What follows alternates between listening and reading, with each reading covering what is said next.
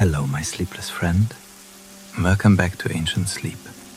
I am the sleepless historian.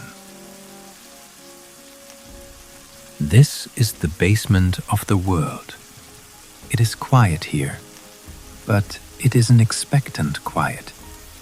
It is the silence of a held breath.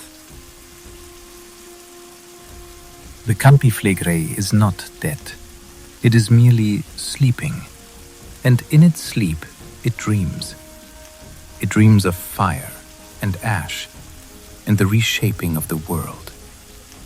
And we, two tiny specks of life in our neoprene suits, are floating through its dream. We move on. The geology has set the stage. The table is laid. The fire is lit beneath the pot. The land has been prepared for the arrival of those who would try to tame it. The rocks wait. The steam hisses. And soon, the first shadows of men will fall across the steaming stones. Let us drift forward, away from the raw, elemental vents, towards the shadows where the first man-made structures began to rise. The earth has spoken. Now we must listen for the first human footsteps.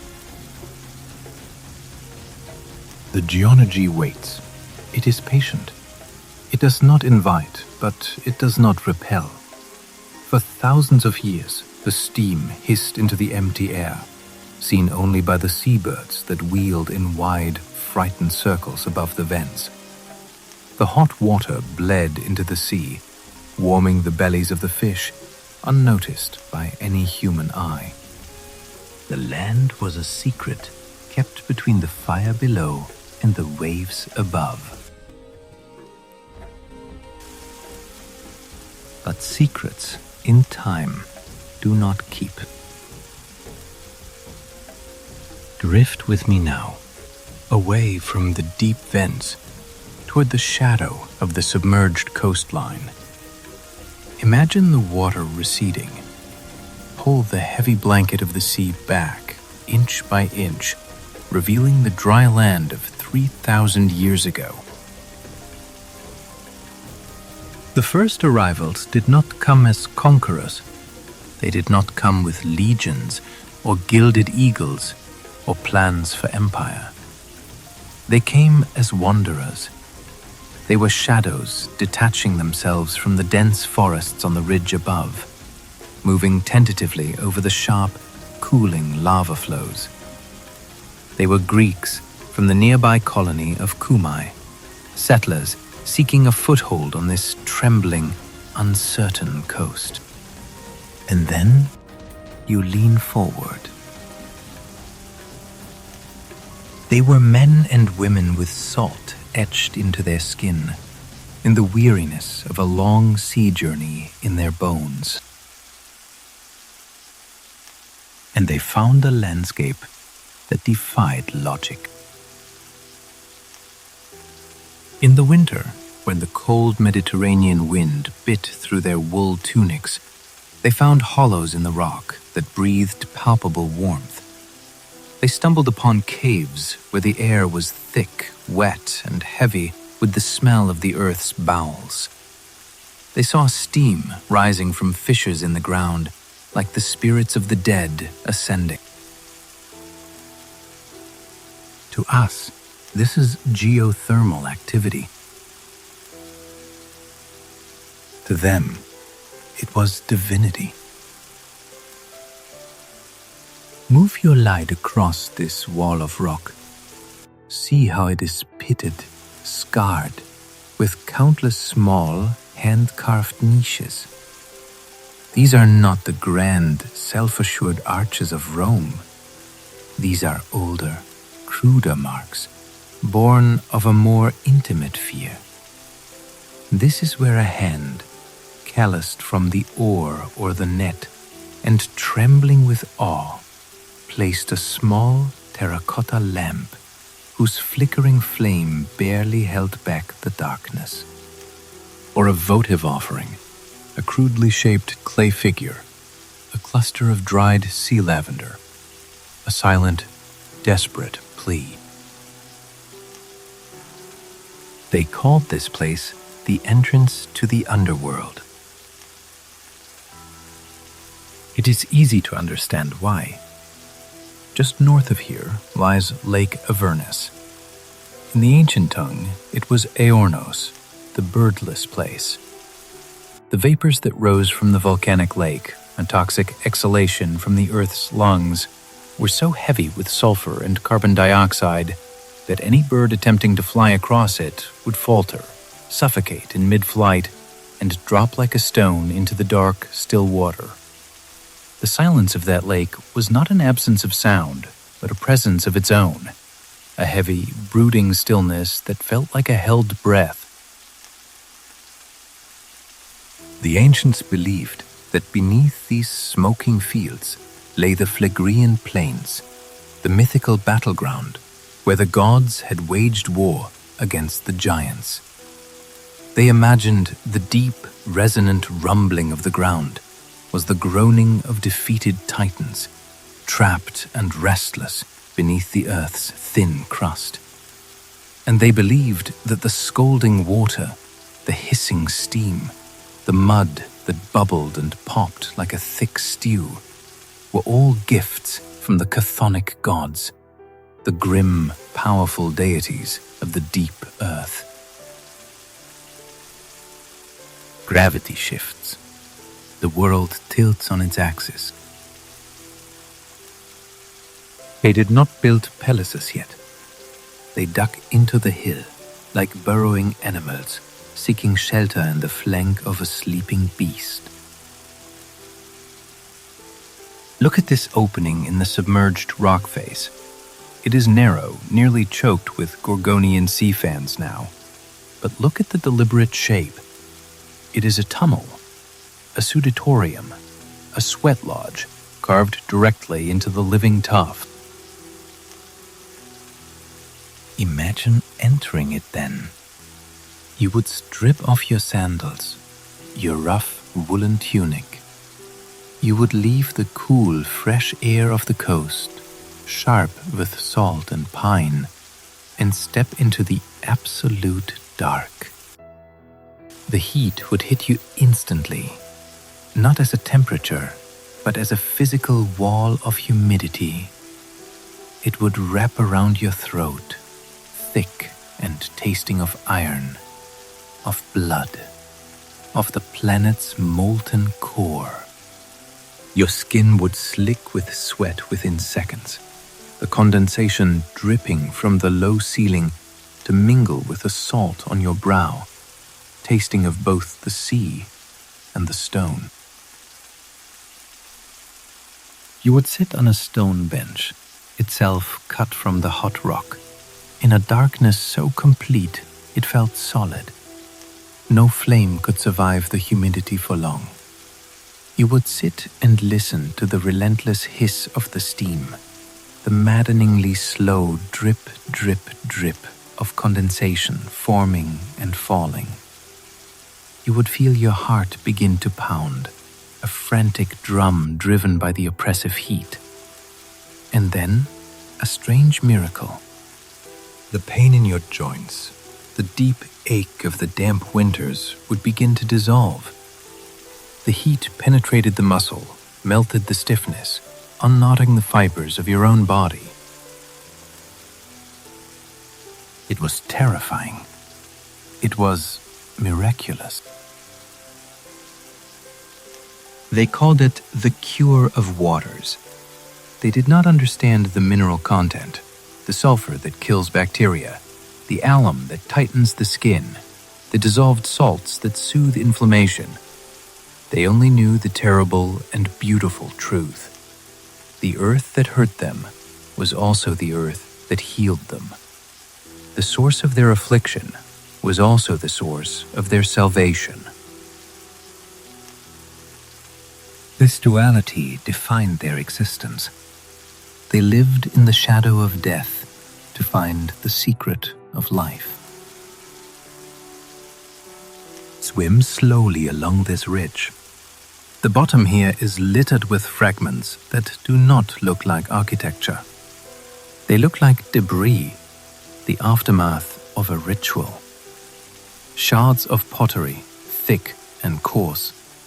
These are the remains of the first offerings, petrified prayers.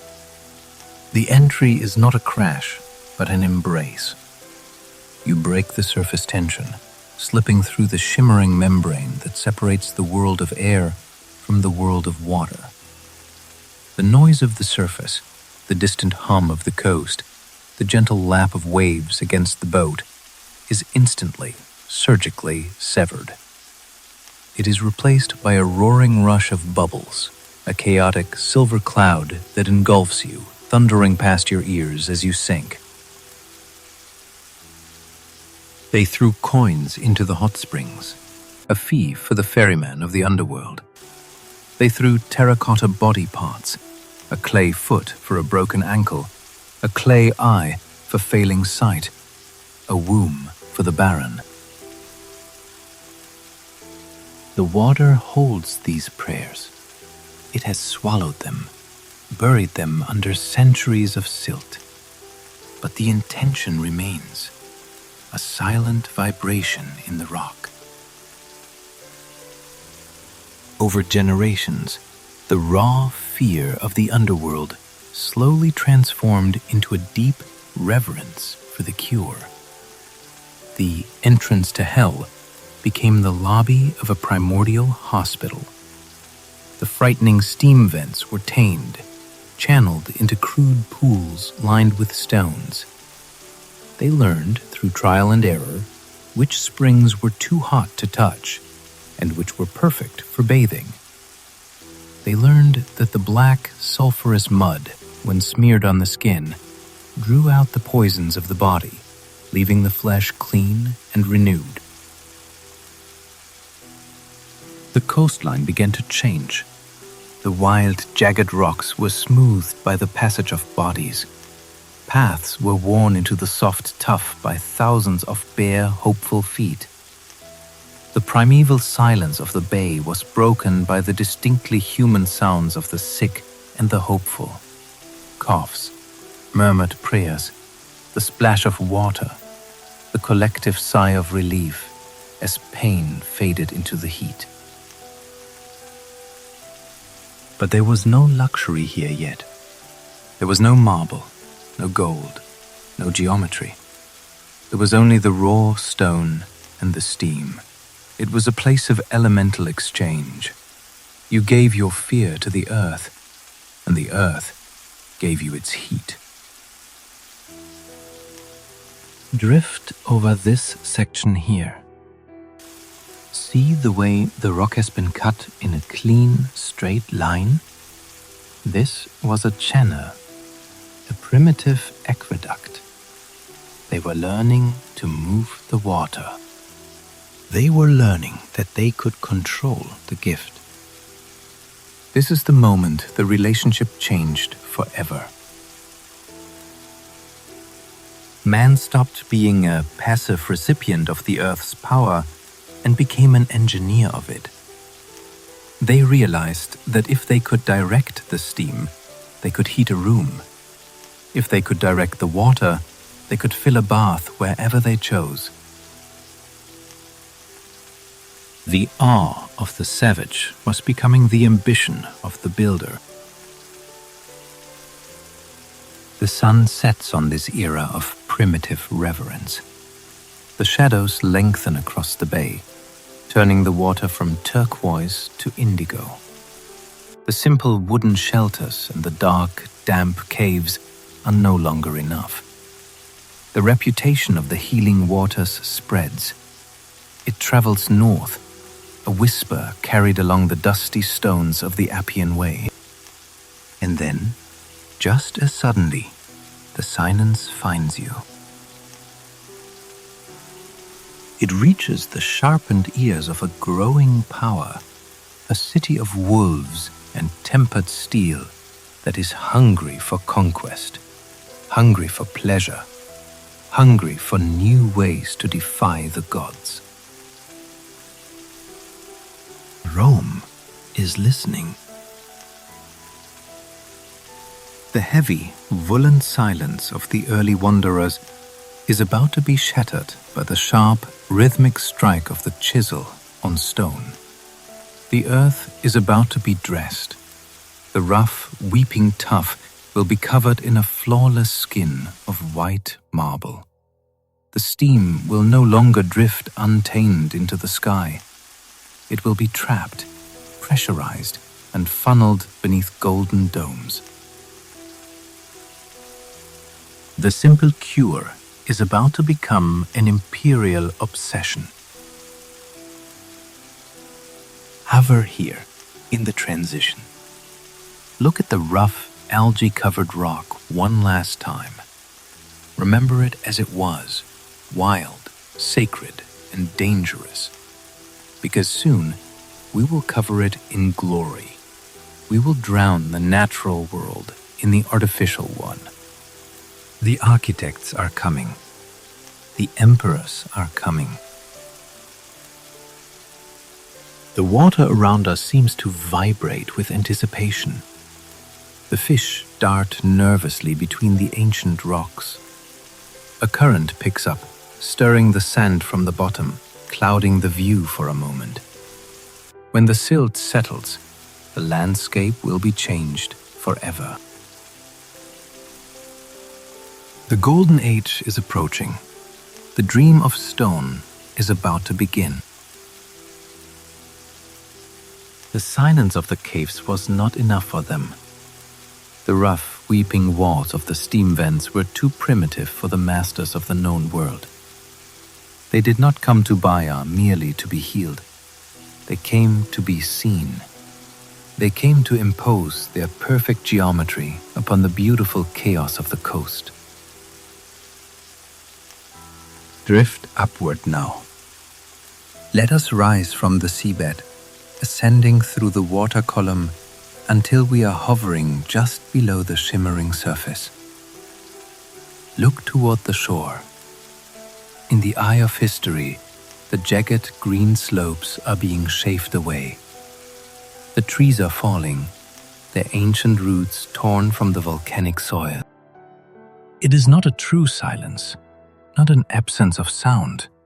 It is a muffled, heavy quietude. A soundscape composed entirely of pressure. The water presses against your eardrums, a gentle, firm squeeze that deepens with every foot you descend. The cold finds you first on your face, the only exposed skin, a sharp, awakening shock that quickly mellows into a numbing caress. The earth is being terraced, sliced into perfect horizontal planes with the brutal precision of a butcher. The Roman eagle has landed, and it has brought with it the crushing weight of marble. It begins with a transformation of color. The muted gray tuff and the black lava stone are suddenly hidden beneath a blinding white veneer. It is the color of bone, of clouds, of bleached salt. Ships arrive from Carrara, from the quarries of Greece and Egypt, their hulls sitting dangerously low in the water, heavy with the stone that will pave this bay in opulence.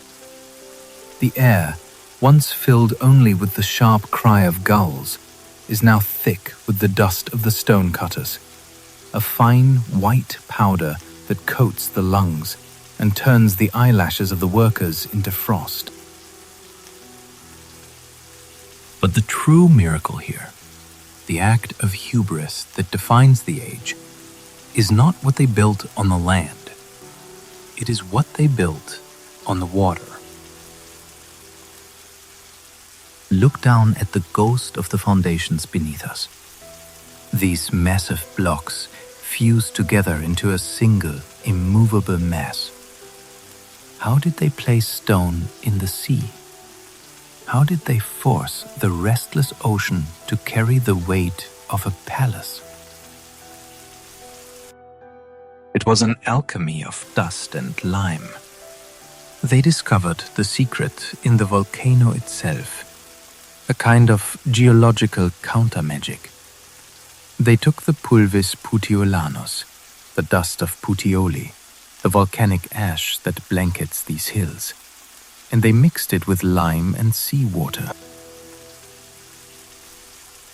Think of the audacity of that moment. To mix your mortar with the very element that relentlessly destroys all other mortars. When this concrete mixture touched the sea, it did not dissolve. It drank the water.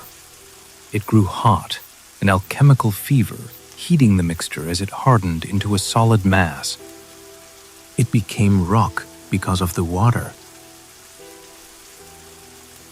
They poured this liquid stone into enormous wooden forms sunk into the seabed. We are floating over the result.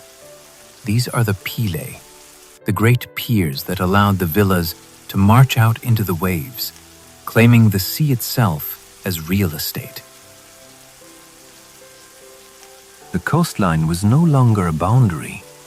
It was a suggestion, a line drawn in the sand that Rome simply erased. The rest of your body is insulated, wrapped in warmth, but you can feel the ambient temperature of this new world dropping around you. The wealthy, the powerful, the generals who had conquered Gaul and the East, Marius, Pompey, Caesar, they looked at the gentle curve of the bay and saw a blank canvas.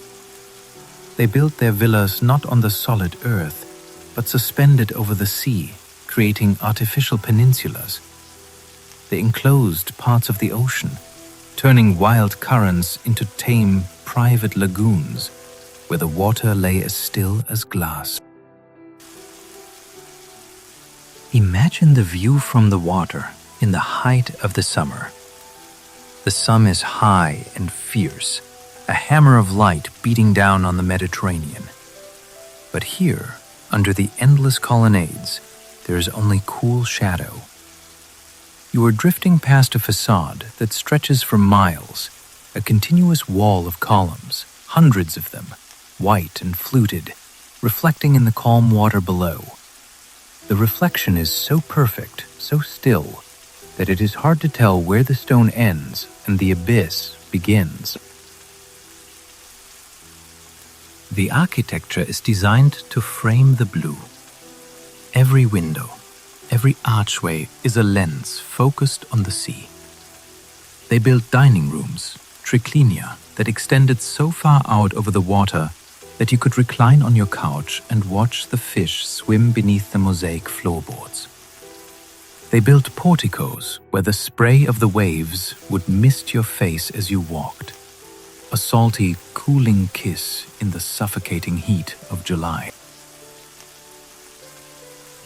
It was a city built for sensory indulgence. Listen to the soundscape of the Golden Age. It is not the roar of battle or the clamor of the forum. It is the sound of water, captured and guided through pipes. The musical splash of countless fountains. The Romans loved the sound of water almost as much as the water itself. Every villa had a nymphaeum, an artificial grotto dedicated to the water nymphs. They lined the walls with pumice to make them look like natural caves, but they paved the floors with mosaics more intricate than any Persian rug. Water trickled down the walls, cooling the air, and, most importantly, masking the conversations of the conspirators. For Baiae was not just a resort, it was a whisper chamber. Here, away from the prying ears of the Senate House, the fate of the empire was decided in the steam rooms.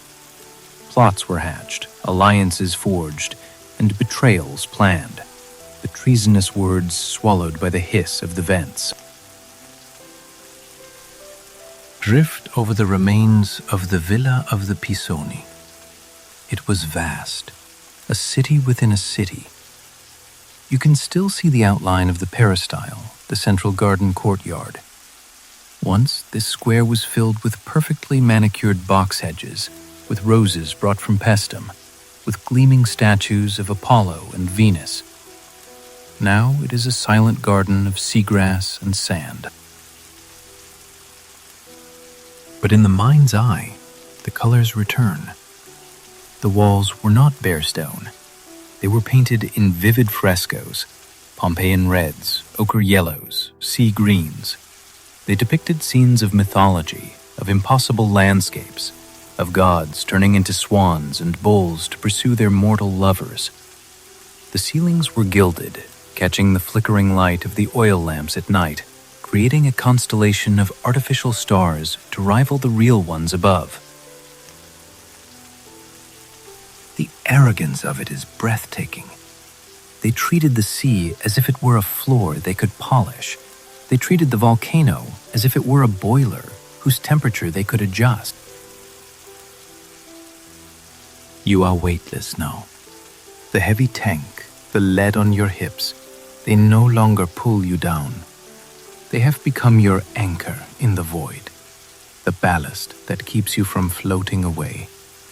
You are hovering, perfectly suspended in a medium far thicker and slower than air. See that large, circular footprint in the sand? That was a rotunda, a round room with a vast domed ceiling mirroring the sky. To stand inside it was to be the center of the universe. The acoustics were designed to amplify the voice of the master. A whisper uttered in the center would boom like a command from the gods to those standing at the edge. And beneath the floors, the hypocaust fires burned day and night. Armies of slaves stoked the furnaces, pushing heat through hollow clay pipes under the mosaic tiles.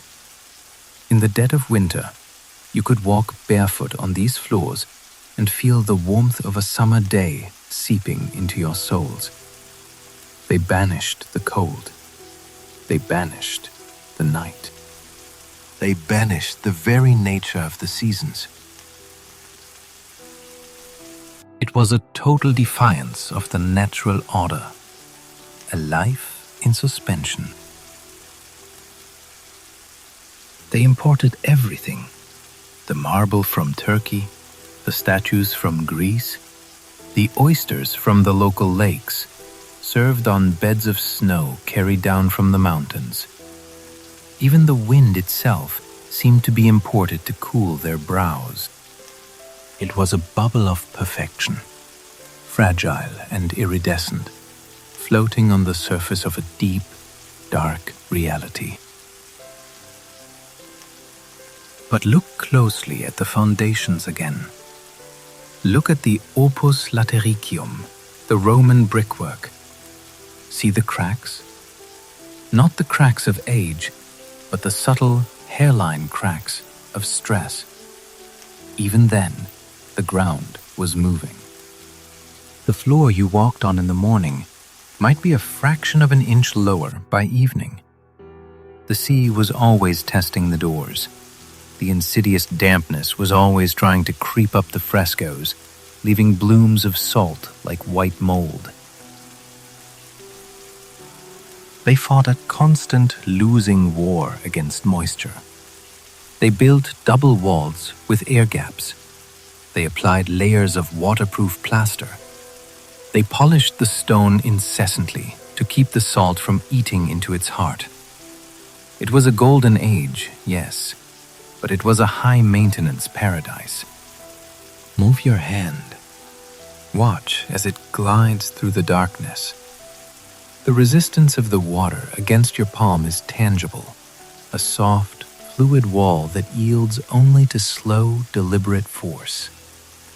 Every movement here must be intentional. There is no rushing in the deep. It required an army of unseen hands, toiling in darkness, to keep the illusion of effortlessness alive. We float through the phantom colonnades. passing through walls that no longer exist. The scale is humbling. Even in ruins, the footprint of the luxury is immense. You can feel the ghost of the crowds, the senators in their white togas etched with imperial purple, the matrons in their shimmering silks, the poets, the parasites, the emperors themselves. Hadrian died here, in a villa overlooking this blue expanse, gasping for breath as his heart failed him, surrounded by a beauty he could no longer possess. Nero plotted the murder of his own mother here. Claudius wandered these terraces, a lonely emperor listening to the waves. They are all gone. The silk has rotted. The gold has been stolen. The laughter has dissolved into the silent ocean. But the concrete remains. The opus cimenticium holds firm. It is the one thing that defeated the sea.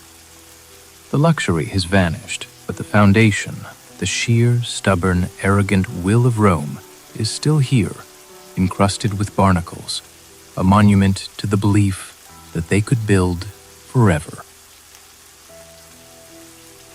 The sun is setting on the golden age now. The light is changing. The bright, sharp shadows of the noon sun are softening into the long blue shadows of the deep. We are about to move closer.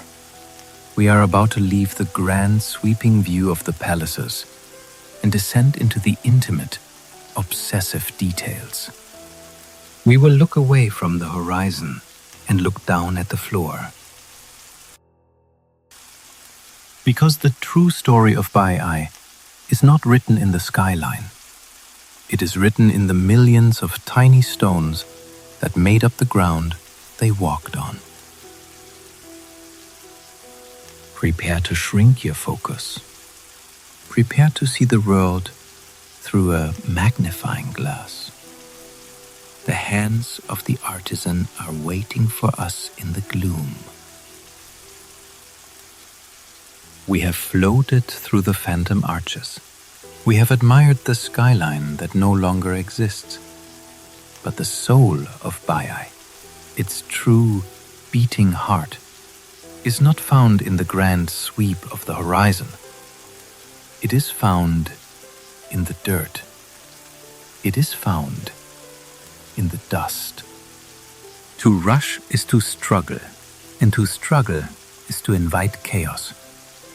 Here, we move with the impossible grace of a slow-motion film.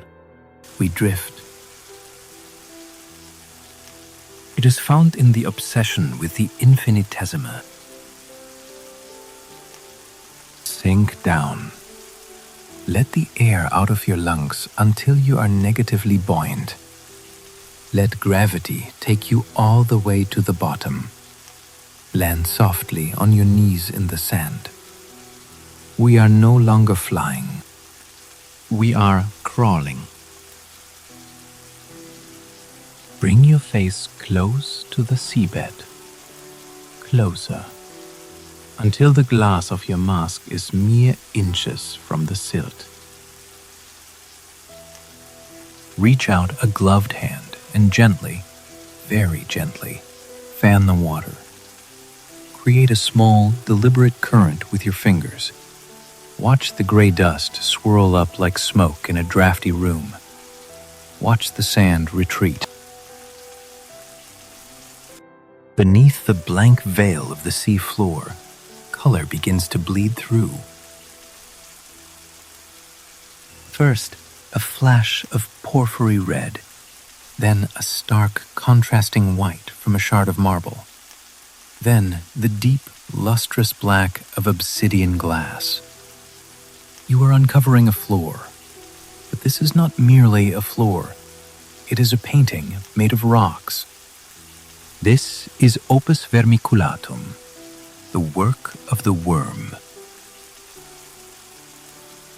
The name implies the technique. The pieces of stone, the tesserae, are so small, so impossibly tiny, that the lines they form wind across the floor like the tracks of worms in wet mud. Some are no larger than a grain of rice.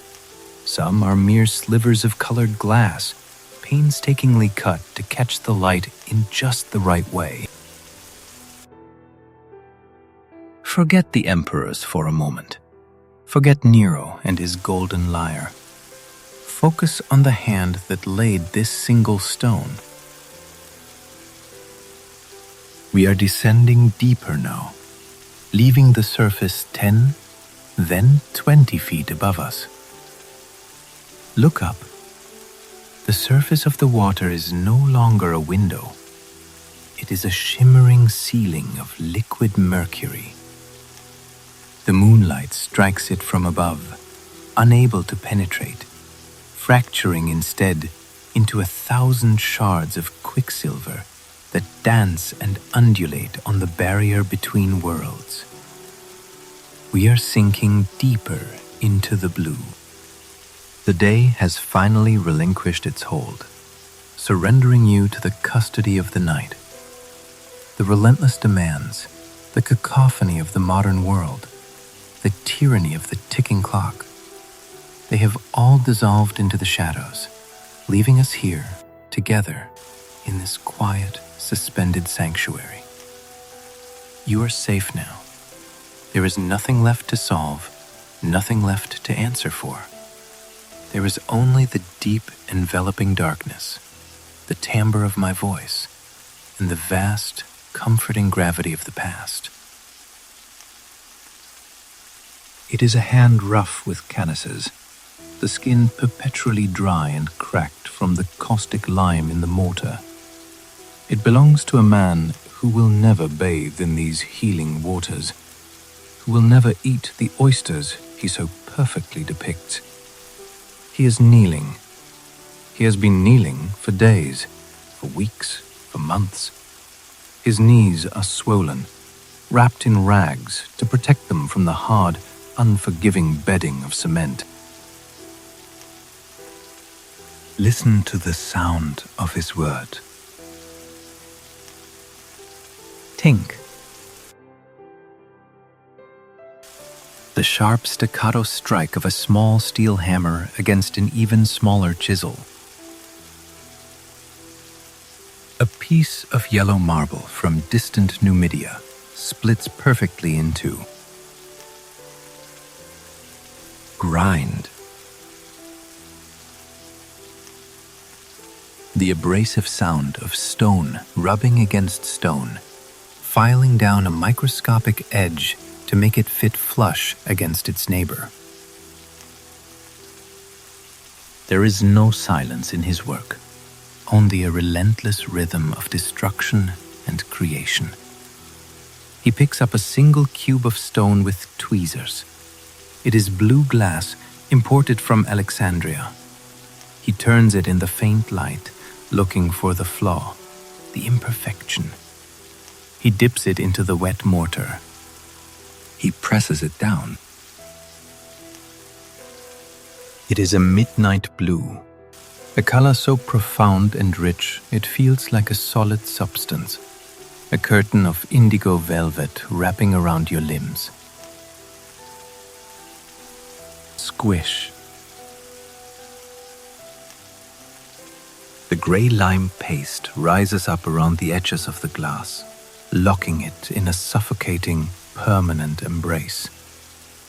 He wipes the excess away with his thumb. One pixel in a high-definition image that stretches for 1,000 square feet. He does this 10,000 times, 100,000 times, his life measured in millimeters of stone. Look at the image we have uncovered in the sand. It is a fish, a sea bream perhaps, or a red mullet. The artist has captured the gentle curve of its belly with a single flowing line of white stones. He has used shimmering green glass to mimic the iridescent scales on its back. He has used a single, perfectly circular piece of black obsidian for the eye, an eye that seems to stare up through 2,000 years of water. There is a profound, almost crushing irony here, resting heavily in the blue silence. 2 millennia ago, this artist labored to recreate the sea on dry land. He built stone fish to delight the eyes of guests who walked in dry sandals. He froze the ocean in a medium that could not move, capturing a single perfect moment for eternity. Now, the real ocean has returned to claim its own. Look, a small blenny, a real fish with slimy skin and twitching fins, swims directly over the mosaic fish. It pauses, resting its living belly on the stone picture. The living and the dead, biology and geology. They touch for a fleeting moment. The real eye looks into the stone eye. The mimicry is complete. Art has become prophecy. The creation has been reclaimed by its subject. Listen to the rhythm of your own breathing. This is the only metronome in this underwater world. Inhale, the clean hiss of air rushing from the tank, a mechanical, comforting rasp that fills the space inside your head. Exhale. Move your hand across the surface of the mosaic, even through the neoprene of your glove and through the thin layer of biofilm that coats everything here. You can feel the texture. It is not perfectly smooth like glass. It has a slight undulation, a ripple where the hand of the maker pressed a little harder or a little softer. These imperfections are the signature of the human. They are the fossilized vibration of a living nerve preserved in rock. The water here acts as a lens. It magnifies the colors, restoring their original vibrancy. On land, dry mosaics can look dusty, the colors muted by the air. But here, perpetually wet and submerged, the stones are permanently saturated. The red of the porphyry burns like a live ember. The green of the serpentine is the color of wet moss in a deep forest. The water has varnished the floor, keeping it in a state of eternal freshness. Drift a few feet to the right. Fan the sand away again. Here, the pattern changes. We see a crisp geometric border, a black wave pattern, a running dog on a white background. This is opus sectile, cut work. These are not tiny cubes, but large, custom-cut slabs of marble, fitted together with the precision of a master watchmaker. This required a different sound, the sound of the saw. Imagine the long copper saw, toothless, being dragged back and forth across a block of marble. It does not cut by itself. It needs an abrasive. Wet, sharp sand is poured constantly into the groove. The friction of the sand, driven by the relentless metal blade, eats through the stone. It is a slow, screaming process. Hours to cut a single inch. The dust from this cutting, a fine silicate powder, filled the air of the workshop. It settled in the hair of the slaves, turning them into pale statues before they died. It coated their throats. They breathed the palace into their lungs. The terrifying perfection you see here was paid for with the breath of thousands. the deep, resonant gurgle of bubbles escaping, rising in a wobbly silver column toward the light we have abandoned. Hiss, gurgle, hiss, gurgle.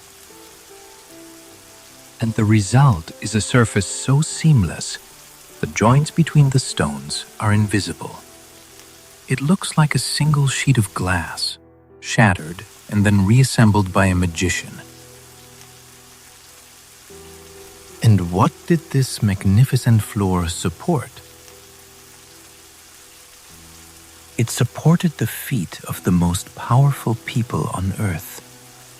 Soft, manicured feet that had never walked on rough ground. Feet shod in sandals made of leather so thin it felt like skin. Imagine the sensation of walking here when it was dry. The cool, solid stone against the sole of the foot on a blistering afternoon. The sharp click of heels echoing off the frescoed walls. The floor was not just a surface, it was a stage.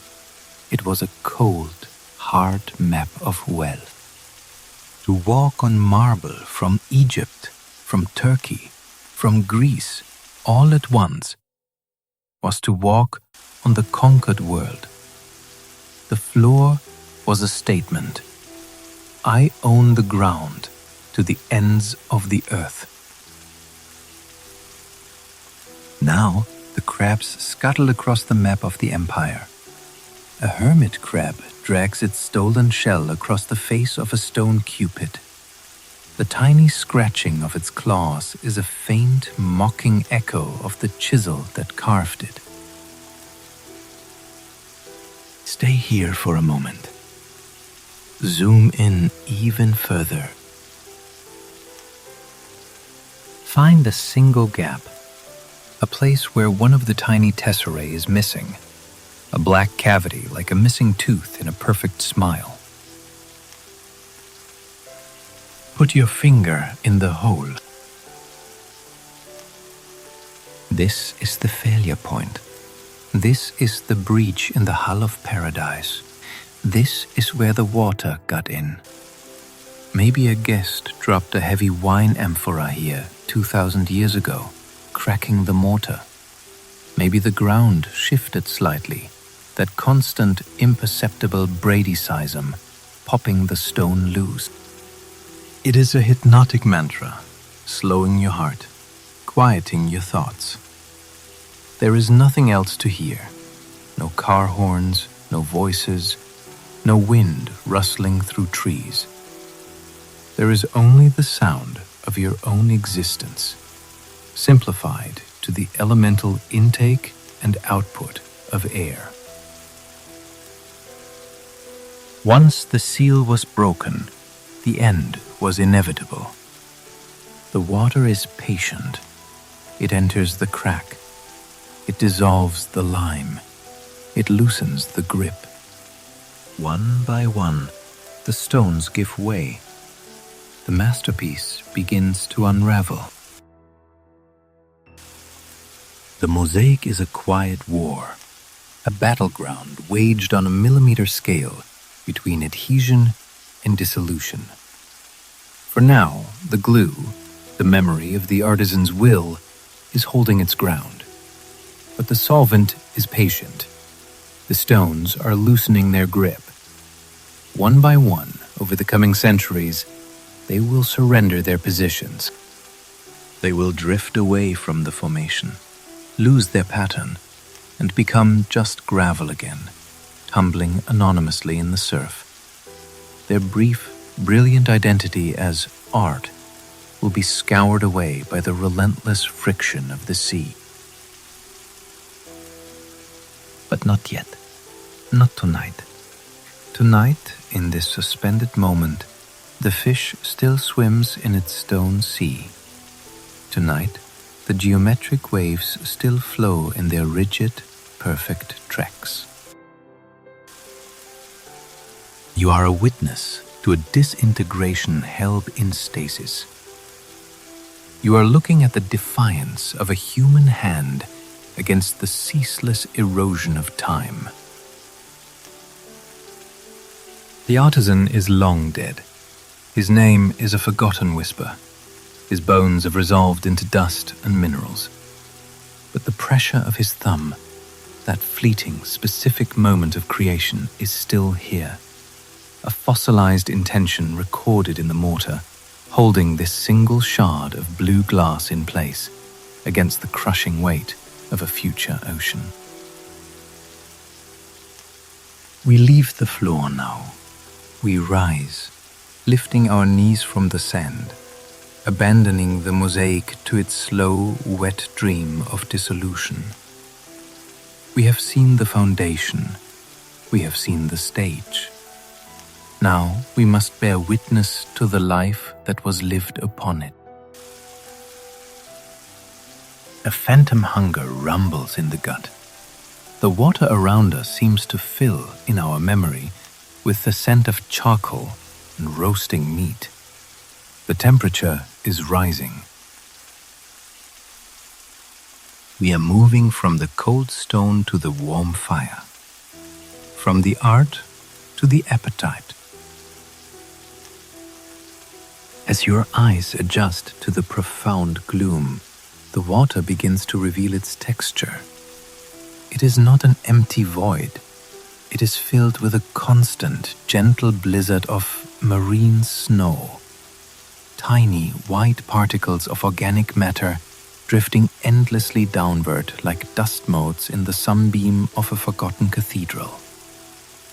They catch the faint glow of your dive torch, glittering like stars suspended in a galaxy of water. They do not move with the wind, for there is no wind. The cold of the deep is a persistent predator.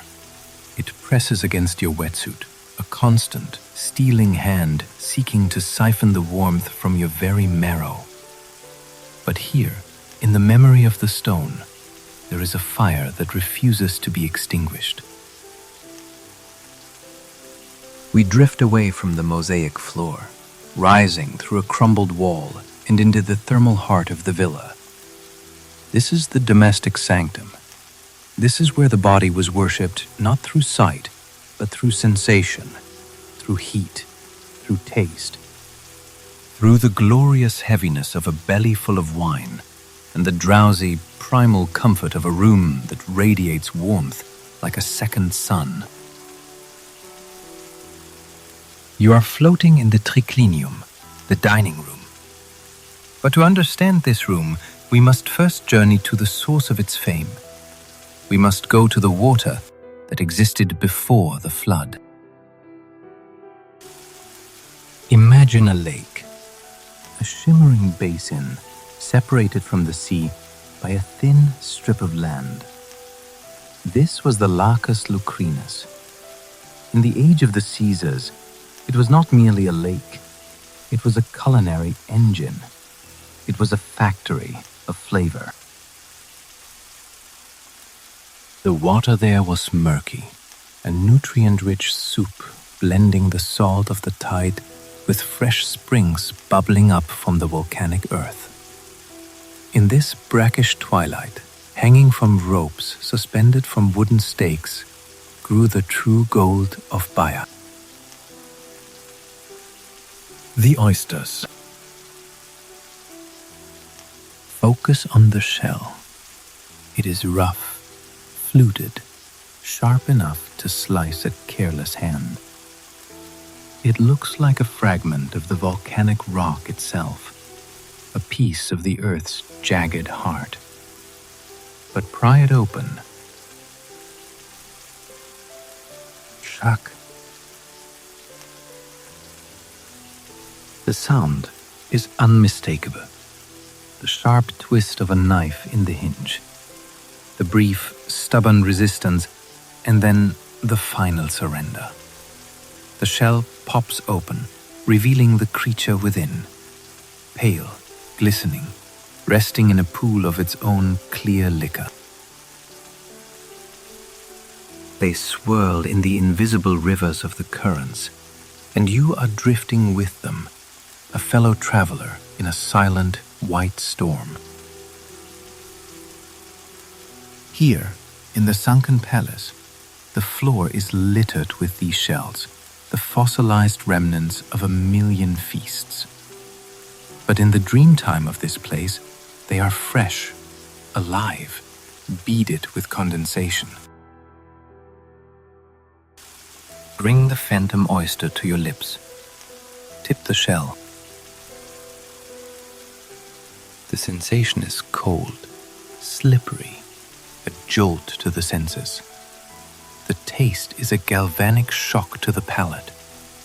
It is the taste of the sea, distilled to its essence. Brine, iodine, a metallic tang of zinc, and then a surprising finish of sweet cream. It is eating the ocean raw. The Romans believed these oysters were an aphrodisiac, a concentration of the water's own life force. Sergius Orata, the engineering genius of Baiae, grew obscenely rich, not by building temples, but by suspending these shells in the perfect alchemy of currents. He engineered the water itself to feed the insatiable appetite of Rome. Now, let the taste fade. Let the cold of the oyster be replaced by a rising, pervasive warmth. We are entering the winter dining room.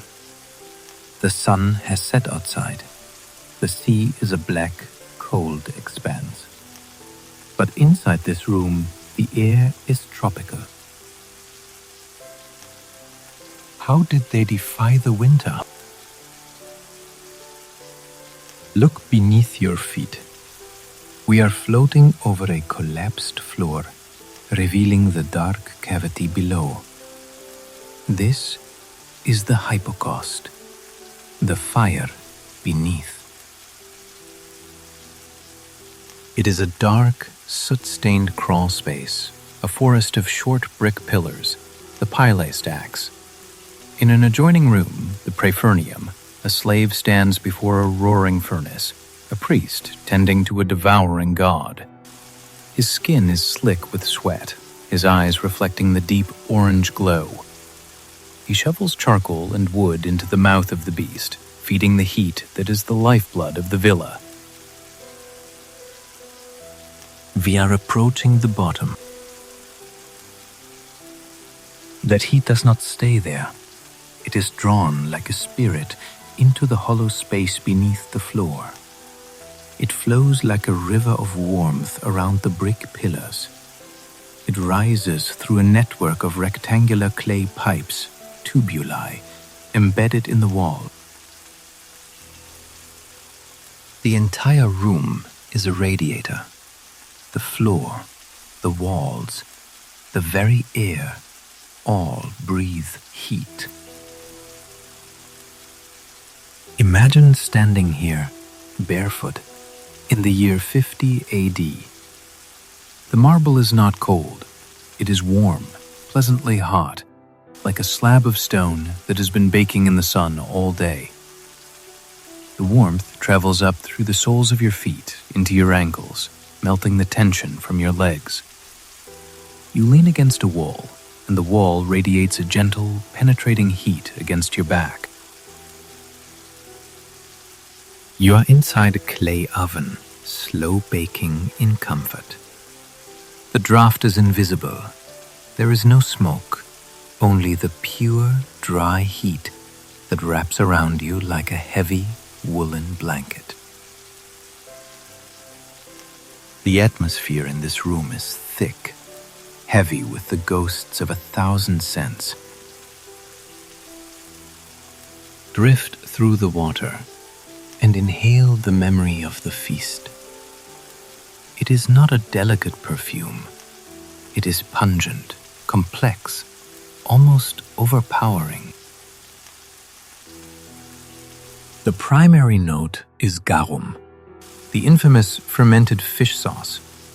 It was the ketchup of the ancient world, but infinitely stronger, deeper, more primal. Imagine barrels of mackerel guts and salt, left to rot and liquefy in the sun until they became a rich amber syrup. It smells of musk and salt and the soul of umami, a savory punch that makes the mouth water.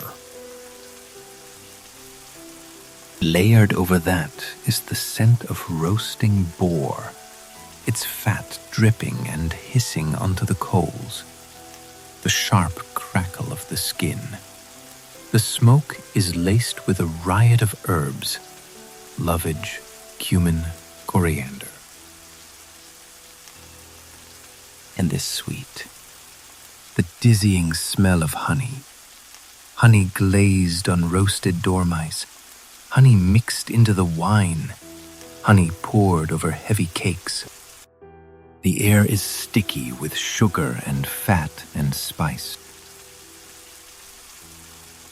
The floor of the bay rises to meet us, looming out of the blue mist. It is not a flat, barren wasteland. It is a living landscape of soft, rippled sand, sculpted by the ceaseless motion of the tides into endless, parallel ridges. The sand is pale, almost white, glowing in the beam of your light. Here and there, dark patches of Posidonia seagrass wave lazily in the current. The table is low. The couches are arranged in a U-shape, the sigma.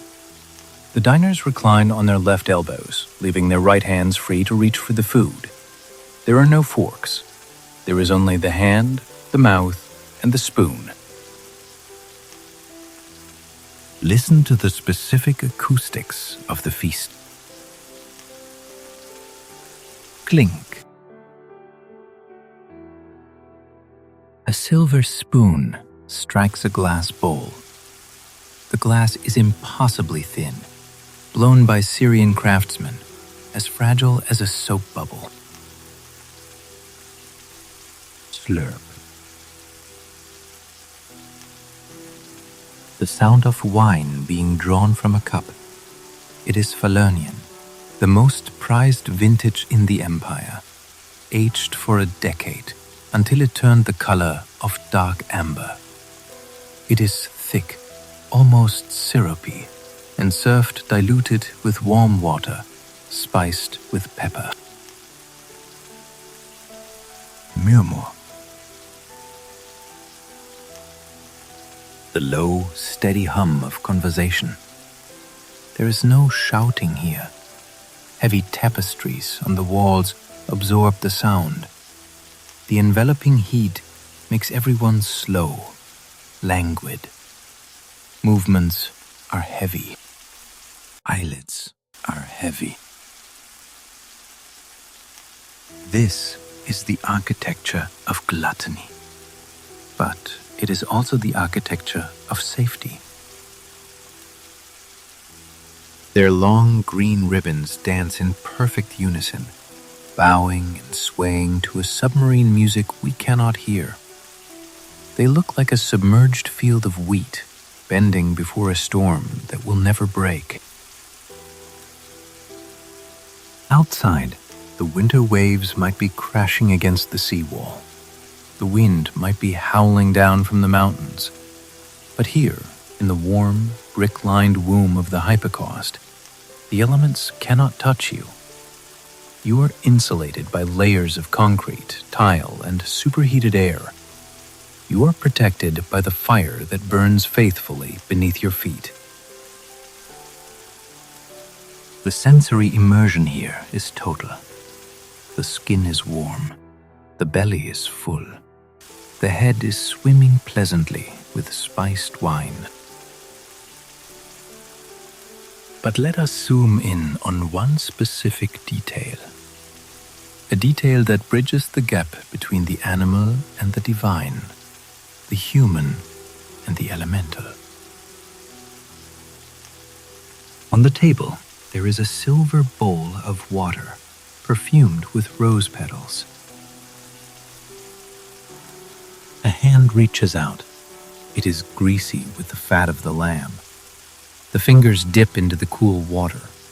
The water instantly turns cloudy. The petals swirl. The hand emerges, clean, wet, and smelling of flowers. A slave steps forward with a linen napkin, ready to dry the fingers one by one. This single gesture, the cleaning of the hand, is the very height of civilization. In a world of dust and dirt and sweat, to be clean, to smell of roses while eating fermented fish, is the ultimate luxury. It is a triumph of artifice over nature. Now look at that same spot in the ruin today. We are floating in the ghost of the dining room. The roof is gone. The hypocaust has collapsed into a rubble-choked cavern. The fire went out 2,000 years ago. Where the warm marble floor once was, there is now cold, shifting sand. And where the silver bowl of rosewater sat, there is a sea anemone, its pale tentacles waving gently in the current. Reach out. Your gloved fingers brush the tips of the grass. The blades are slick, coated in a fine, velvety layer of algae. You disturb a small cloud of silt, which puffs up like smoke and hangs in the water, suspended and reluctant to settle. A small fish, its body translucent and silvery, darts away from your touch. A flash of quicksilver motion that instantly vanishes back into the gloom. Tonight, we will not be walking across dusty plains or scaling the wind-scoured peaks of forgotten mountains. Tonight, we are abandoning the solid earth entirely. We are going to a place where the ground itself gave way, where stone became as fluid as water, and where history holds its breath beneath the immense, silent pressure of the sea. The anemone is feeding. It waits patiently for a microscopic piece of plankton to drift within its grasp. It seizes it. It pulls the morsel into its central mouth. The feast continues, but the guests have changed. The calculated gluttony of the emperor has been replaced by the mindless, eternal hunger of the reef. The complex sauces have been replaced by the simple, brutal chemistry of the ocean. But if you close your eyes in the darkness of the dive mask, you can still feel it. A phantom heat. The water here is thermal, remember? The volcanic vent we visited earlier sends a lazy plume of warmth drifting through this very room. Swim through it. For a second, the water temperature jumps 10 degrees. It wraps around you, a fleeting, warm embrace. It is the ghost of the hypocaust. It is the earth, remembering its ancient duty to keep the room warm. The fire is not dead. It has just changed its form. The dinner is over. The guests have fallen into a wine-soaked slumber on their couches, cups slipping from their fingers to roll onto the mosaic floor. The oil lamps flicker low, casting long, dancing shadows on the painted walls. The conversation has died down to a few sleepy whispers. The heavy, somnolent atmosphere of the feast gives way to the deep silence of the night. The body is satisfied.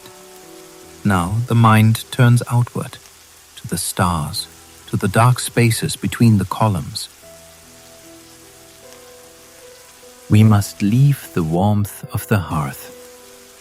We must float out of the dining room, past the phantoms of sleeping slaves and cooling ovens. We are going to the edge of the terrace. We are going to look at the night sky, reflected in the black mirror of a sacred pool. We are gliding forward now, hovering just a few feet above the sand. The buoyancy control in your vest has been finely tuned, keeping you perfectly neutral. You neither sink nor float. You fly. You have become an astronaut in inner space, drifting over a planetary surface that feels both alien and strangely familiar. The noise of the day is done. The noise of the meal is done. Now comes the time of the watcher. The water feels cooler as we leave the thermal plume. The shadows seem to stretch out, reaching for us as we pass. The silence deepens, becoming something more profound.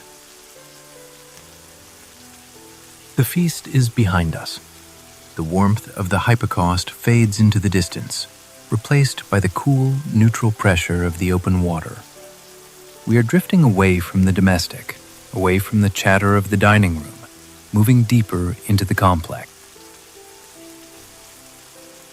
The architecture changes here. The intimate, human-scale rooms give way to something vast, something monumental, something that was built not for the body, but for the voice.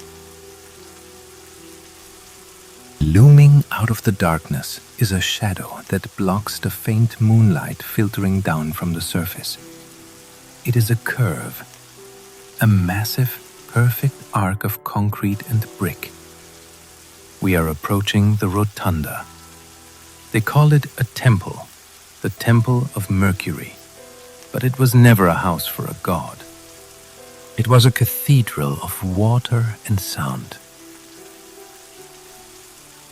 Swim toward the entrance. It is a gaping maw, an archway long ago swallowed by the sea. Enter. The world instantly contracts. You are no longer in the open ocean. You are inside a manufactured womb. The water here is still, dead still. The currents of the bay cannot penetrate these thick walls. The silence is different here. It is not the open silence of the deep. It is a contained silence, a waiting silence. The pressure of the water is like a heavy, comforting blanket, swaddling you, holding you together. It is a profound sensation of being held, of being contained. The chaotic, nervous energy in your muscles dissolves into the fluid around you. Your tension leaks out into the salt water and is gently carried away. Look up. Your dive light struggles to reach the sea. This is the grandfather of the Pantheon. Before Rome built its great dome to all the gods, the engineers of Baiae built this dome for the bathers. It curves above us, a concrete sky, punctuated by a single circular opening at the very top, the oculus, the eye. Through that eye, 2,000 years ago, the moonlight would have poured in, a single solid beam cutting through the dense steam. Now, the ocean pours in. The oculus is a window to the water column above. Faint blue light trickles down, illuminating the suspended particles in the room, like dust motes in the nave of a sunken cathedral. But the true power of this room is not what you see. It is what you hear. This is the Temple of Echo. Drift to the very center. hover perfectly still. Be silent. In the days of the Empire, the acoustics here were a kind of accidental sorcery. The dome collected sound. It gathered the smallest whisper from the edge of the pool and carried it, amplified and strangely distorted, to the center. Imagine the sound of a single drop of water falling from the ceiling.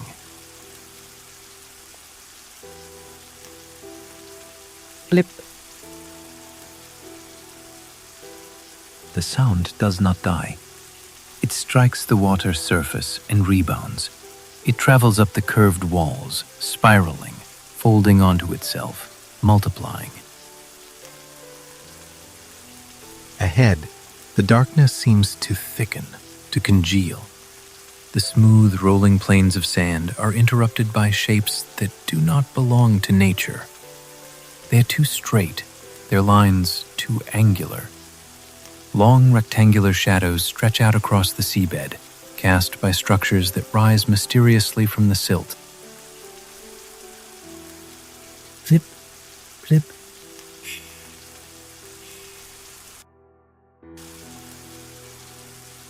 It becomes a hiss, a sigh. The dome holds the sound, refusing to let it go, passing it back and forth across the void like a whispered secret.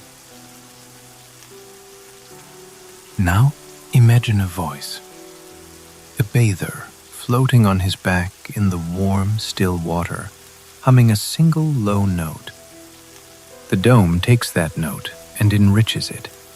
It adds harmonics the human throat cannot produce. It turns a solitary hum into the resonant chant of a choir. The air vibrates, the water vibrates, the stone itself vibrates. You are not just hearing the sound, you are bathing in it. It was a place of disorienting magic. If you whispered a secret against the wall on the north side, a person standing against the wall on the south side would hear it as clearly as if you were breathing into their ear. It was a gallery of ghosts long before there were any dead to haunt it. Now, we are the ghosts. Your breathing, the steady mechanical hiss of your regulator, is thunderous in here.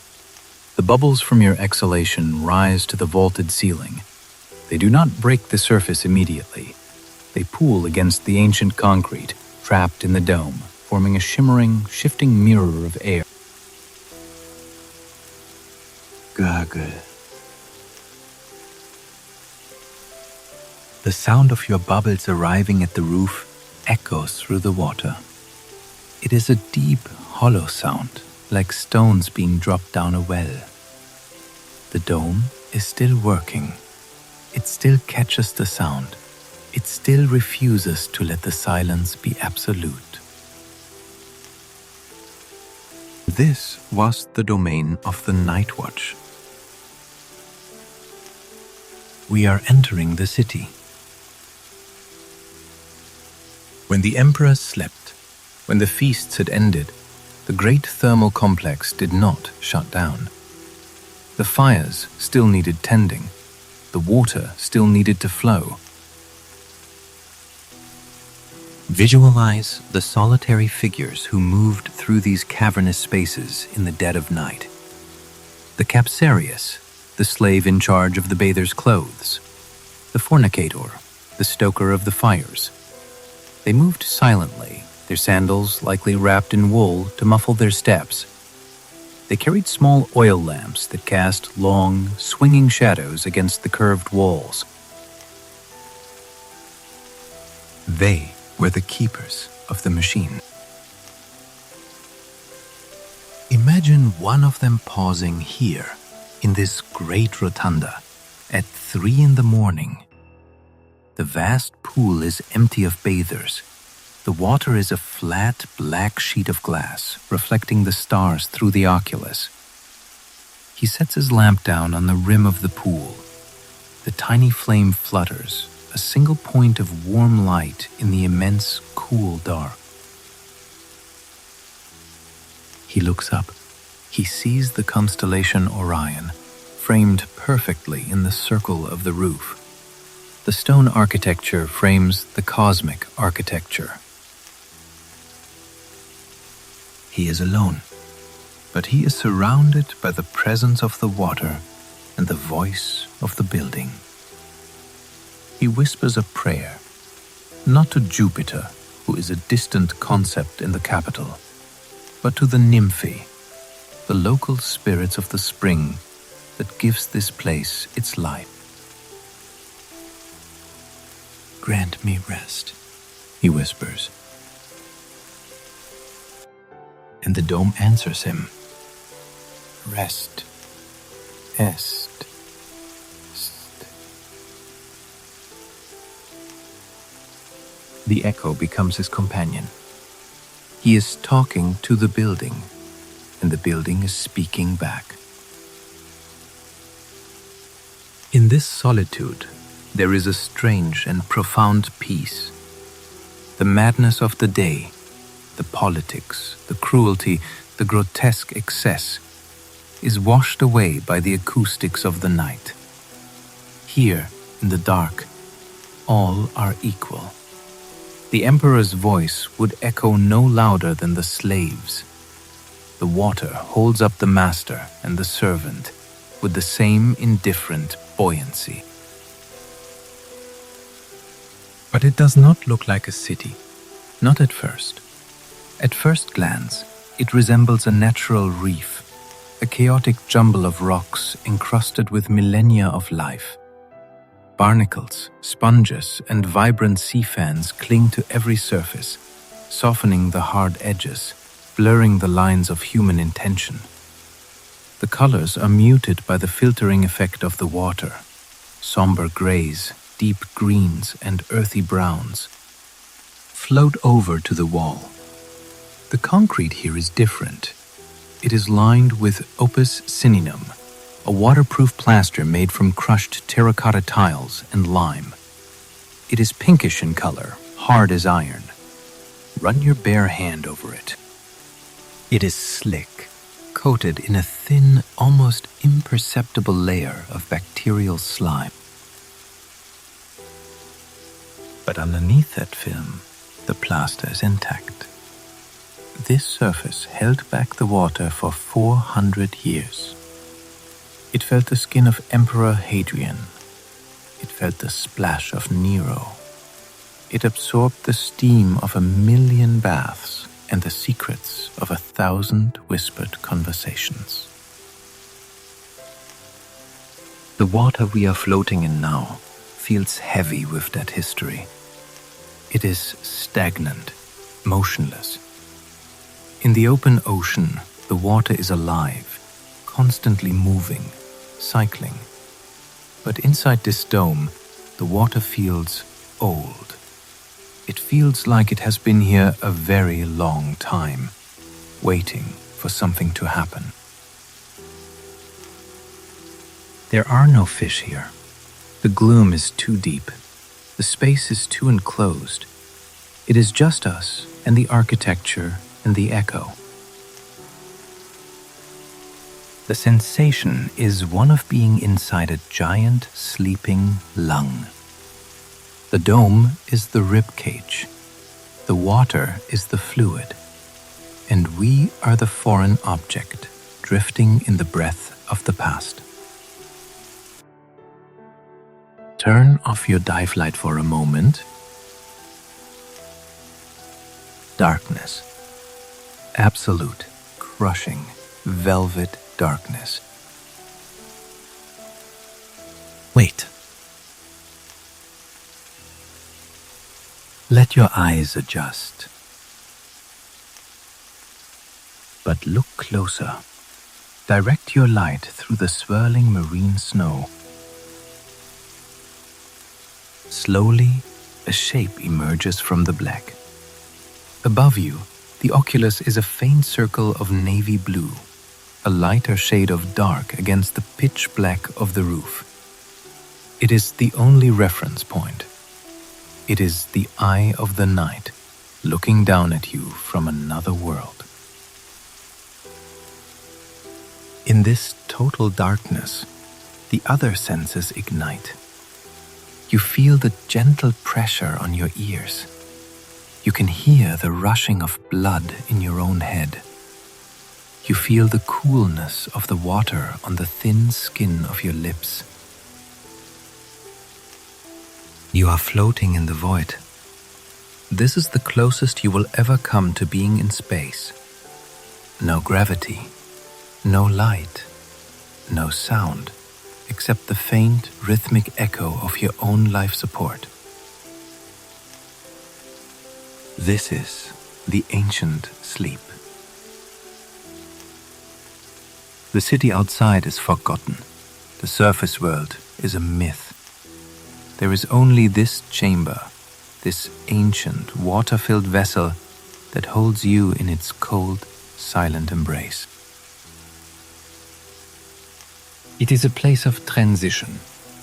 The baths were meant to cleanse the body, to prepare it for the pleasures and politics of the next day. But now, in its flooded state, it seems to be preparing us for something else entirely. It is preparing us for the end of the age. The night watch is almost over. The oil in the lamp is burning low. The structure is strong, but the ground beneath it is weak. Remember the fire? Remember the bradyseism? While this dome caught the echoes of human voices, the earth itself was slowly, silently exhaling. The floor was sinking. The water in the pool began to rise, not from the aqueduct's pipes, but from the sea itself. First, it leapt over the lowest steps. Then it covered the walkway. Then it began to mix with the fresh, heated water of the bath, turning it brackish and salt. Those are not rocks. That vertical shape, rising like a broken finger from the sand, that is a column. It is fluted, the deep grooves carved by a chisel held in a human hand 2,000 years ago. Now, sea urchins nestle in those grooves, their black spines bristling like the city's defense mechanisms. The marble, once polished to a mirror sheen to reflect the Mediterranean sun, is now pitted and grey, worn down by the tireless, gentle caress of the salt. The voices stopped. The echoes died. The dome fell silent, filled not with steam, but with the ocean. Turn your light back on. The beam cuts through the dark like a solid bar of white. It strikes the far wall, illuminating an empty niche where a statue of a nymph or a hero once stood. The statue is long gone, stolen by time or treasure hunters. The niche is empty, a shadow within a shadow. We must leave this temper. We must leave the echo behind. The time of the humans is ending. The golden age is fracturing. The slow, inevitable slide into the abyss has begun. We will drift out of the dome, back into the open water, to watch the city die, not with a scream, but with a sigh. Swim toward the archway. The faint blue glow of the open sea calls us back. Leave the silence behind, or rather, bring a piece of it with you. We float out of the great dome, leaving the trapped echo to its solitude. The profound darkness of the rotunda gives way to the navy blue twilight of the open bay. The water here feels different now, It feels victorious. We have seen the fire that birthed the land. We have seen the hands that dressed the stone. We have smelled the feast and heard the whisper. But all of that was a temporary arrangement, a fleeting, fragile truce between human ambition and the elemental forces of the world. Now, we witness the end of that treaty. There was no fire from the sky this time. No column of ash buried these streets. No molten river of lava erased these memories.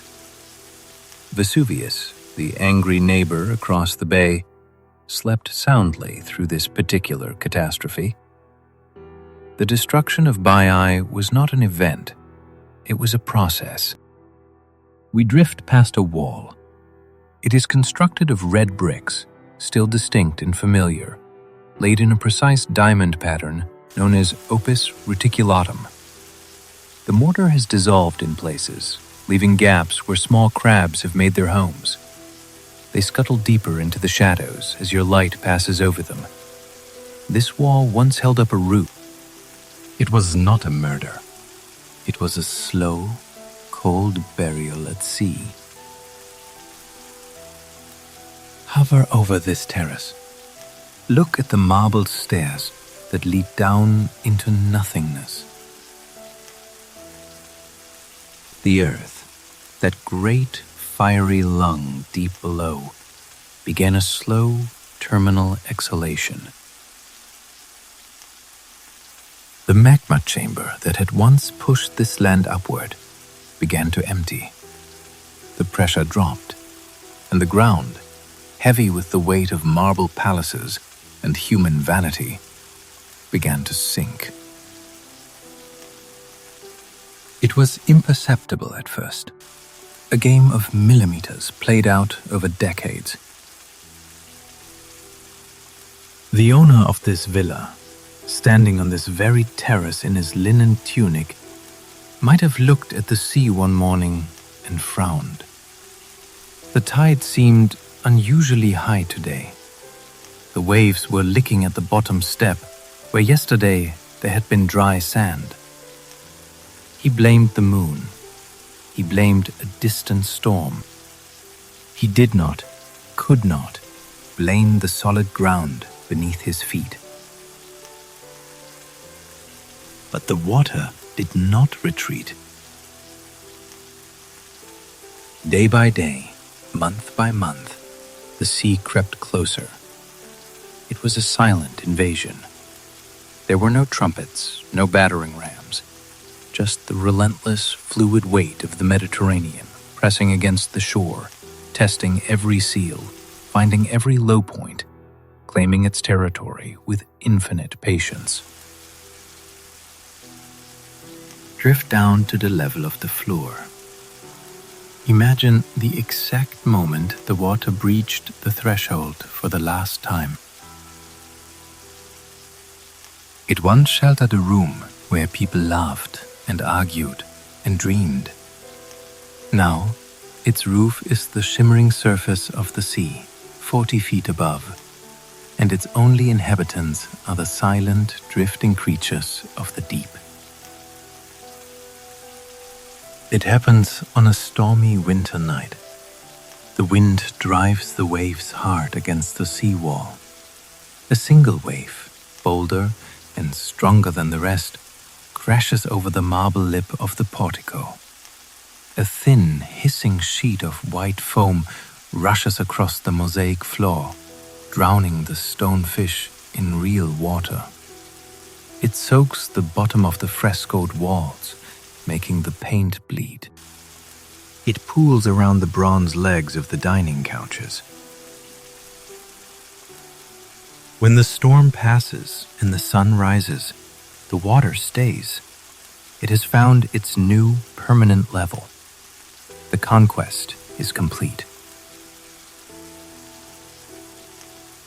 The residents fought, of course.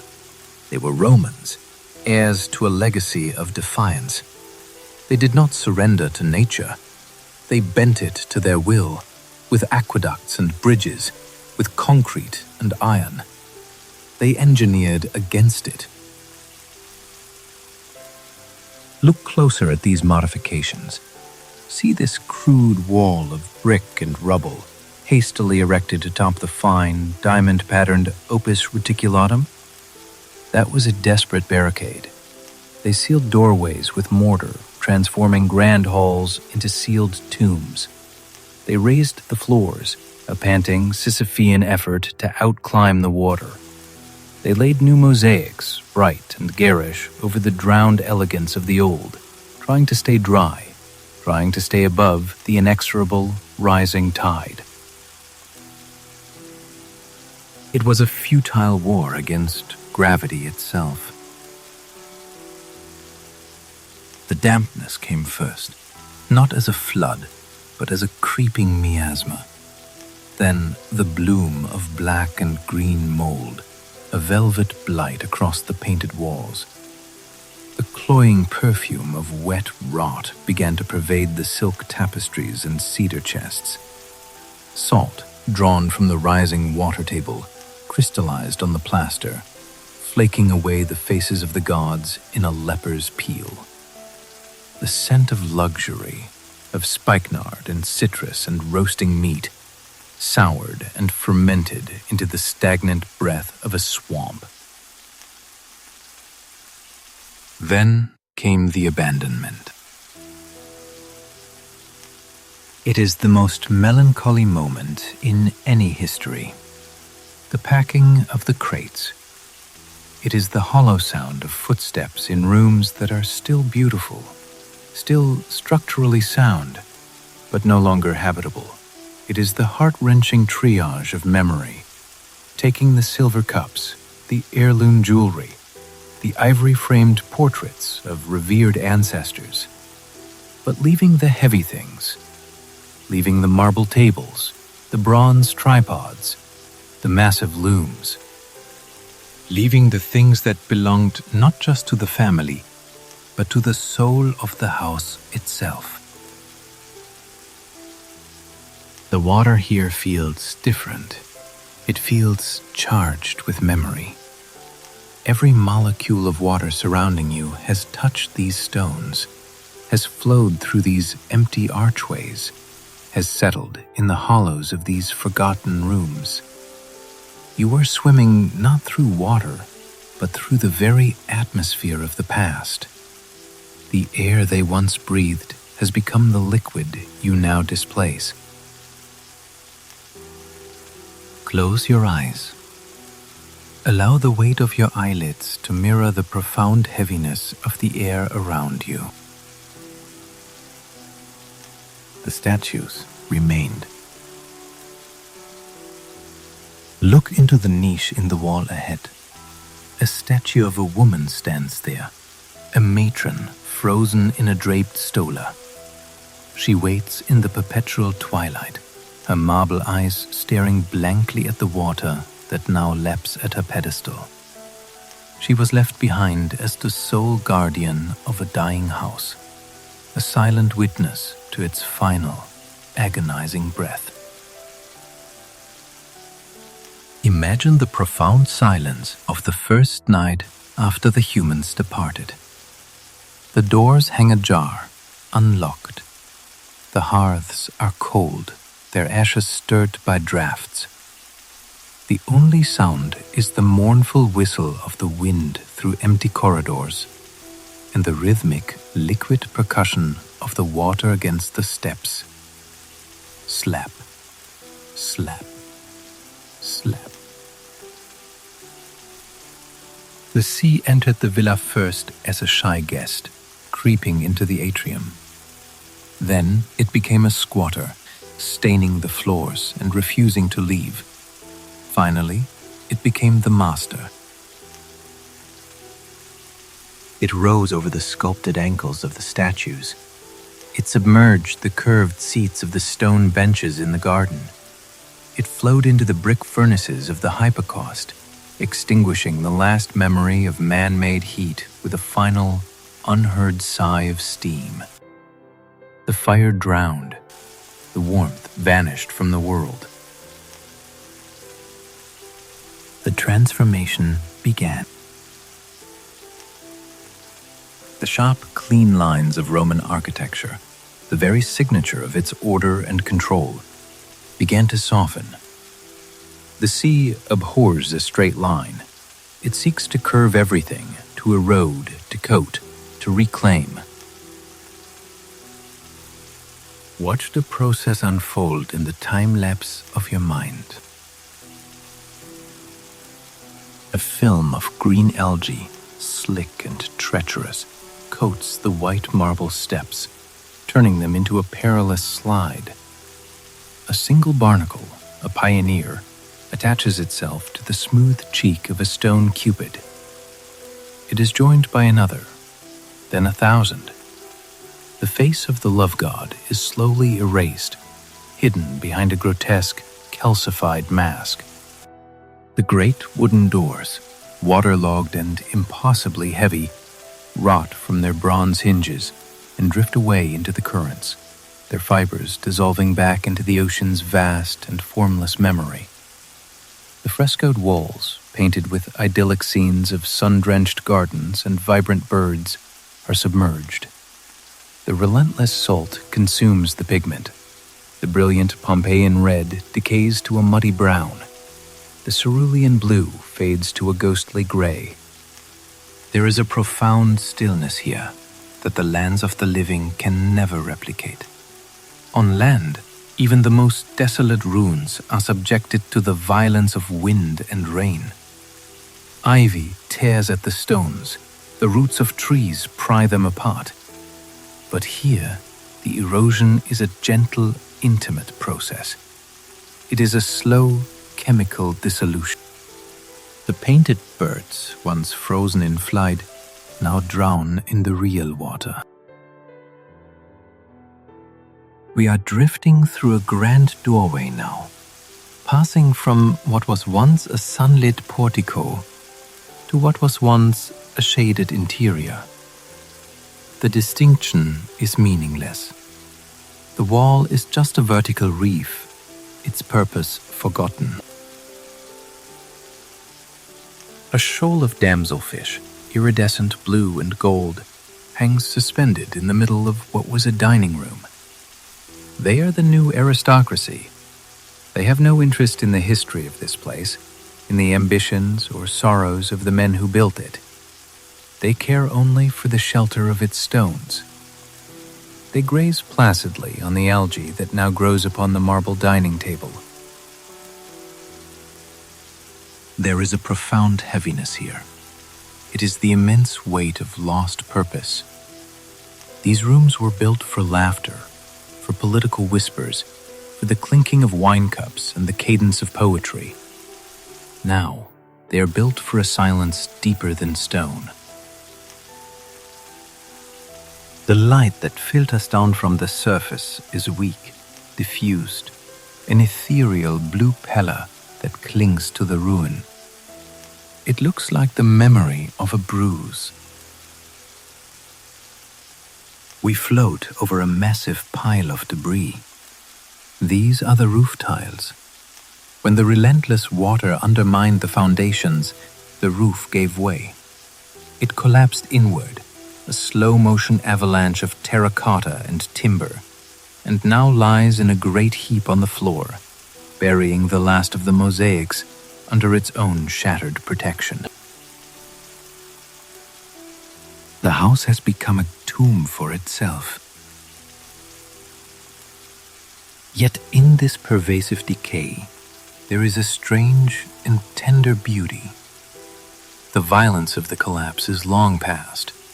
The jagged edges have been worn smooth by a millennium of currents. The ruin has been naturalized, assimilated. It no longer looks like a man-made intruder on the seabed. It looks as if it grew here, an organic part of the submarine landscape. The ocean is the ultimate absolution. It covers all things. It hides the cracks, washes away the dust of ages, and holds the broken pieces together in a gentle suspension of salt and time. The slow fade continues, even now. As we watch, a single grain of sand dislodges from the mortar of a wall. It falls, spiraling languidly down to the seabed. Tick.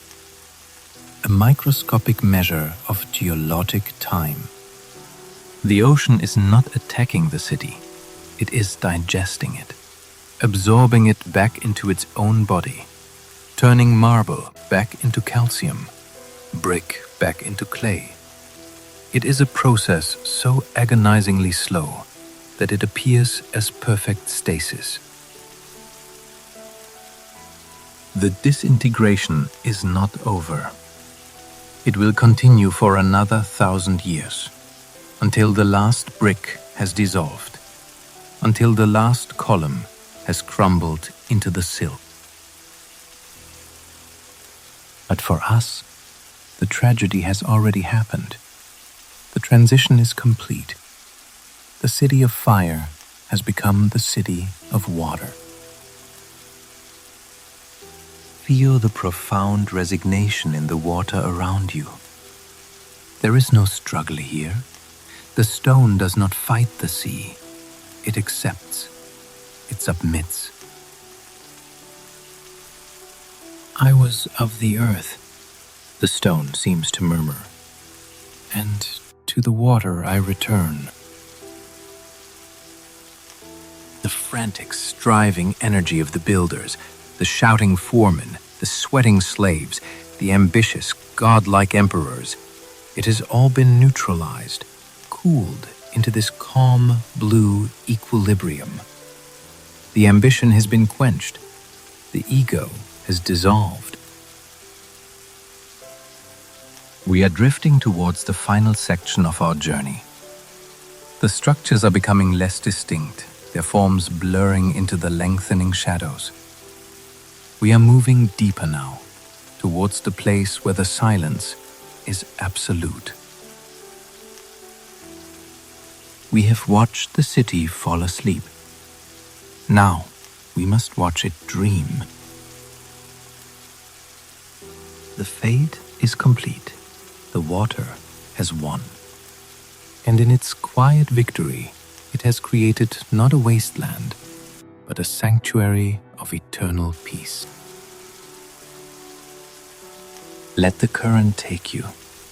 Stop kicking. Just drift. Drift over the sunken garden where the seagrass, tall and wild, waves a slow, hypnotic goodbye to the world of the air. We are going to the bottom, to the final rest. You drift through an archway. The sensation is utterly surreal. You are passing through a door, but there is no floor beneath your fins, no ceiling above your head. You are floating through the threshold. The arch is perfectly preserved, the keystones still locking the weight of the stones in place, defying a gravity that no longer matters here. We have reached the bottom of the timeline. We have descended through the layers of fire, of ambition, of luxury, and of loss. Now, we simply float. We exist in the eternal present, the quiet, humming aftermath of history. The current here is a gentle thing, barely a caress against your skin. It does not push, it rocks. It is the motion of a lullaby, sung by the moon to the sleeping tide. We are hovering in the nymphaeum of Emperor Claudius, a sunken theater of stone that has become a cathedral of silence. Look around you. This is not a ruin anymore. It is a garden of shadows. The water has performed a miracle here. On land, ruins are bleached by the sun, scoured by the wind, and picked apart by the hands of men. But here, the sea has acted as a form of liquid amber, sealing the city in a capsule of pressure and salt. It has slowed time to a near standstill. Emerging from the blue gloom, we see them, the guests who never left. They are statues, replicas, of course. The originals now stand in dry, sterile museums. But here, in the context of the deep, these stone figures feel more alive, more real than their rescued counterparts. They stand on the sandy floor, arranged in a silent semicircle, just as they were 2,000 years ago. Float towards the figure of Odysseus. He is holding out a cup, a timeless offering of wine to the Cyclops. His arm is outstretched, frozen in a gesture of eternal hospitality. But the cup holds no wine. It is filled with the sea. A small hermit crab has made its home in the hollow of the chalice, a living creature nestled in the offering of a myth. Look at the face of the companion beside him. The chiseled marble features are softened by a fine gray layer of silt. It looks like dust, but it is the dust of the ocean. The water plays tricks with the light down here. As the surface ripples far above, bands of faint sunlight dance across the statue's face. For a fleeting, breathtaking second, the stone seems to move. The expression seems to shift. A trick of the light? Or the ghost of a smile preserved in the water's memory? As you pass under it, your exhaled bubbles rise and collide with the underside of the arch, pooling there for a fleeting moment like liquid mercury, before trickling around the edges and resuming their escape to the world above. The silence here is profound. It is not the mere absence of sound, but the overwhelming presence of peace. The shouting of the banquet is gone. The plotting of the politicians is gone. The grinding anxiety of a crumbling empire is gone. All the frantic human noise has been filtered out by the billions of gallons of water that press down upon us. What remains is a holy quiet. A quiet that seeps into your bones and whispers that the long struggle is finally over. Swim slowly around the statue of Antonia Minor, the mother of Claudius. She stands tall, her stone robes flowing around her. Delicate sea fans have attached themselves to the hem of her dress, waving gently like fine lace in a phantom breeze. She is no longer just a Roman matron.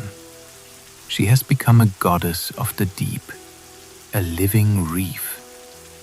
She provides shelter. Tiny jewel-bright wrasse dart in and out of the protective folds of her toga. This is the ultimate reconciliation. The artificial has become natural. The ego of empire has become a habitat for the humble. There is a lesson in this submerged room. We spend our lives fighting the current, trying to build things that will last, striving to etch our names into something solid. But here, the water teaches a humbling truth. Letting go is the only true form of permanence. The city survived precisely because it sank. It was preserved by the very element that destroyed it. By surrendering to the deep, Baiae found its immortality. Feel the weightlessness of your own body. You are mimicking the statues. You are suspended, held, supported by the dense world around you. You do not need your muscles to stand. You do not need to strain to hold your head high. The water does the work for you. It holds you.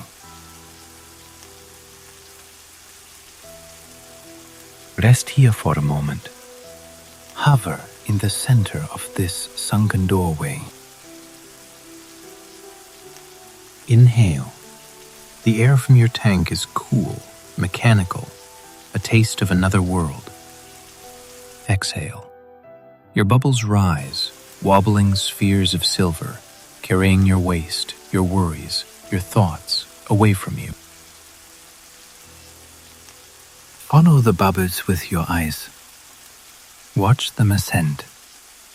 They expand as they rise, growing larger as the pressure decreases, until they break through the shimmering ceiling of the surface and rejoin the world of air, the world of gravity, the world of time. But we are staying here. We are staying in the blue. The light is fading. The dive is coming to an end. Not because we are leaving, but because we are merging. The distinction between diver and water is blurring. The edges of your vision soften, darken, narrowing into a comfortable tunnel of indigo. There is a large archway ahead, leading out of the Nymphaeum and into the open, sandy plain of the bay. Beyond it lies the deep ocean, the vast, unexplored darkness that wraps the world in its embrace. Let us drift towards that darkness, not with fear, but with a quiet sense of homecoming. The history of Baiae is a bedtime story told by the earth itself. It began with the fire of the waking day, the raw energy of creation. It moved through the golden, arrogant noon of its power and ambition. It descended into the long twilight of decay. And now, at last, it has reached the midnight of the sea. The volcano sleeps beneath the mud. The statues sleep in the sand. The ghosts sleep in the echoes. And you, my sleepless friend, are a part of this slumber now. You are safe here. The walls of water protect you. No fire can burn you. No noise can reach you. The heavy blanket of the ocean is tucked around you, tight and cool and profoundly secure. Feel the water holding you. It supports your legs, your back, your head. You are weightless, timeless. The heavy equipment on your back has become a part of you, a carapace that allows you to exist in this forbidden realm. The sound of your own breathing is the only clock that matters. Imagine you are lying on the sandy seabed next to the sleeping emperor. The sand is soft, shaping itself to your form. The water supports every ounce of your weight. You are lighter than a feather and as heavy as stone. The blue turns to black. The visual world dissolves. There is only the rhythm. Whoosh, hiss, whoosh, hiss. The breath of your regulator. The breath of the tide. The breath of the sleeping giant. The palaces are gone, but they are here. The past is dead, but it is dreaming. You can let go now. You can stop swimming. The current will carry you. It will carry you into the drift, into the deep, into the silence that waits for us all. The history has been told. The stone has settled. The water is still. Good night, Baiae. Good night, traveler. You are safe. Inhale. Exhale.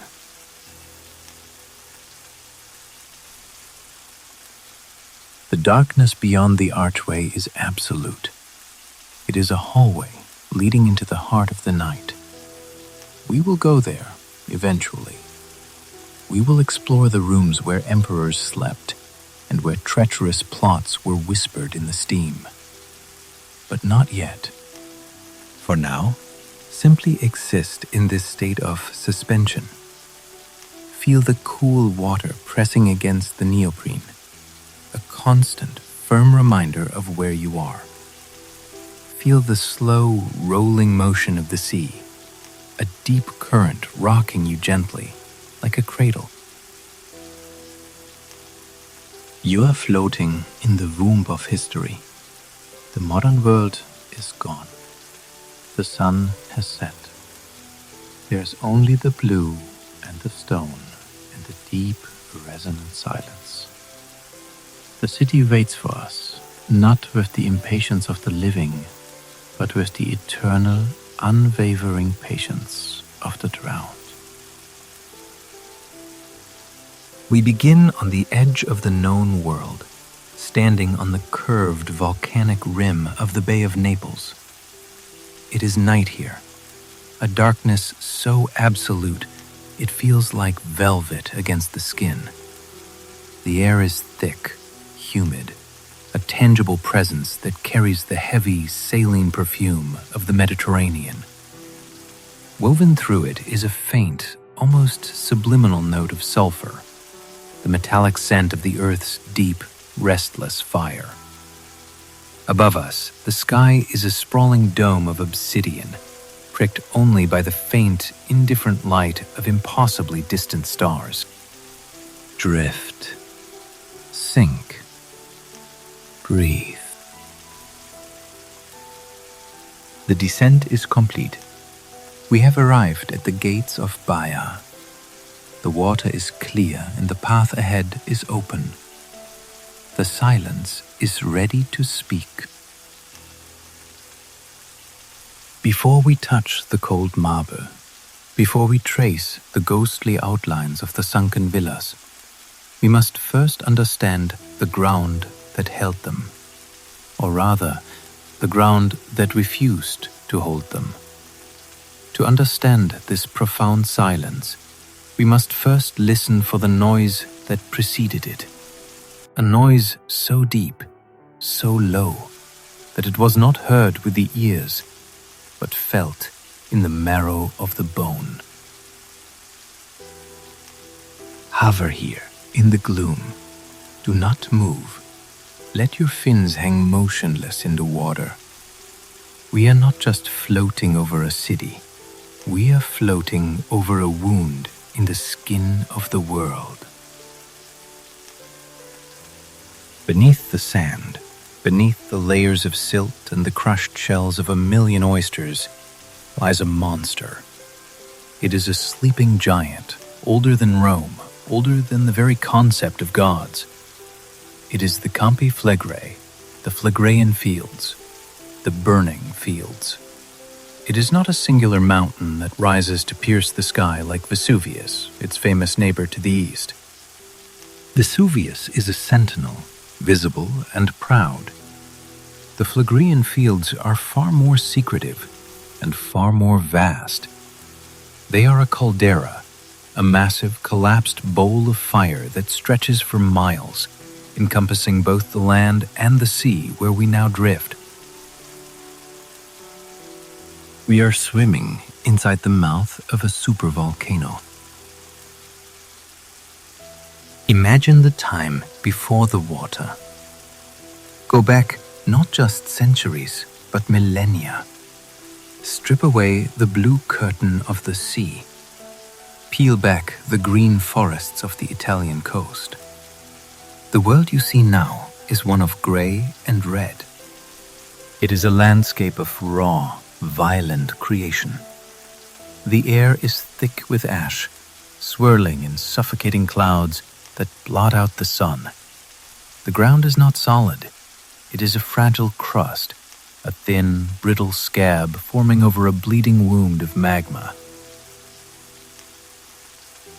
Deep below us, miles down, in the crushing dark of the Earth's crust, there is a chamber. It is a vast ocean of molten rock, churning and roiling, driven by the unimaginable heat of the planet's core. It seeks a way out. It pushes against the roof of the world, testing for weakness, hunting for a crack. And when it finds one, it screams. But we are not looking up. Our gaze is fixed below, upon the water. Listen for the echo of that scream in the rocks around you. The stone here tells a story of violence, followed by exhaustion. Look at the cliff face that rises from the seabed to our left. Your dive light cuts through the gloom and illuminates the texture of the rock. It is not smooth granite. It is not dense basalt.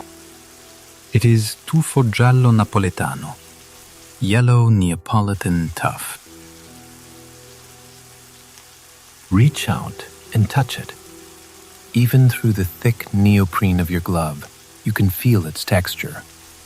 It is rough, abrasive, like the tongue of a cat. It is porous, riddled with billions of tiny holes where gas was trapped. This stone was once ash. It was a chaotic cloud of incandescent particles ejected from the throat of the earth, screaming into the stratosphere and then falling, layer upon layer, like a deadly, heavy snow. It buried the world. It piled up, meter after meter, immensely heavy and still hot, compressing itself under its own weight until the ash fused into stone. It is a soft stone, easily scarred. It drinks water. It holds pockets of air. It is the solidified memory of a firestorm. But the fire did not leave when the stone cooled. It merely retreated. It went underground, into a fitful hibernation. And this is the great secret of Baiae. This is why the palaces sank. The earth here is not dead rock. It is a living, breathing entity. There is a rhythm here, a geological pulse that beats once every few centuries. Geologists have a clinical name for it, bradyseism. The word sounds sharp, scientific, but the reality is organic. It is the very respiration of the planet. Imagine a great chest, miles wide, rising and falling in a deep, slow sleep. When the magma chamber far below begins to fill, the pressure builds and the chest expands. The ground pushes relentlessly upward. The beaches grow wider. The cliffs rise higher out of the sea. The sea is black, an ink-dark mirror that offers no reflection, only depth. It ripples silently against the hull of our small boat, a surface tension that seems to hold the night together.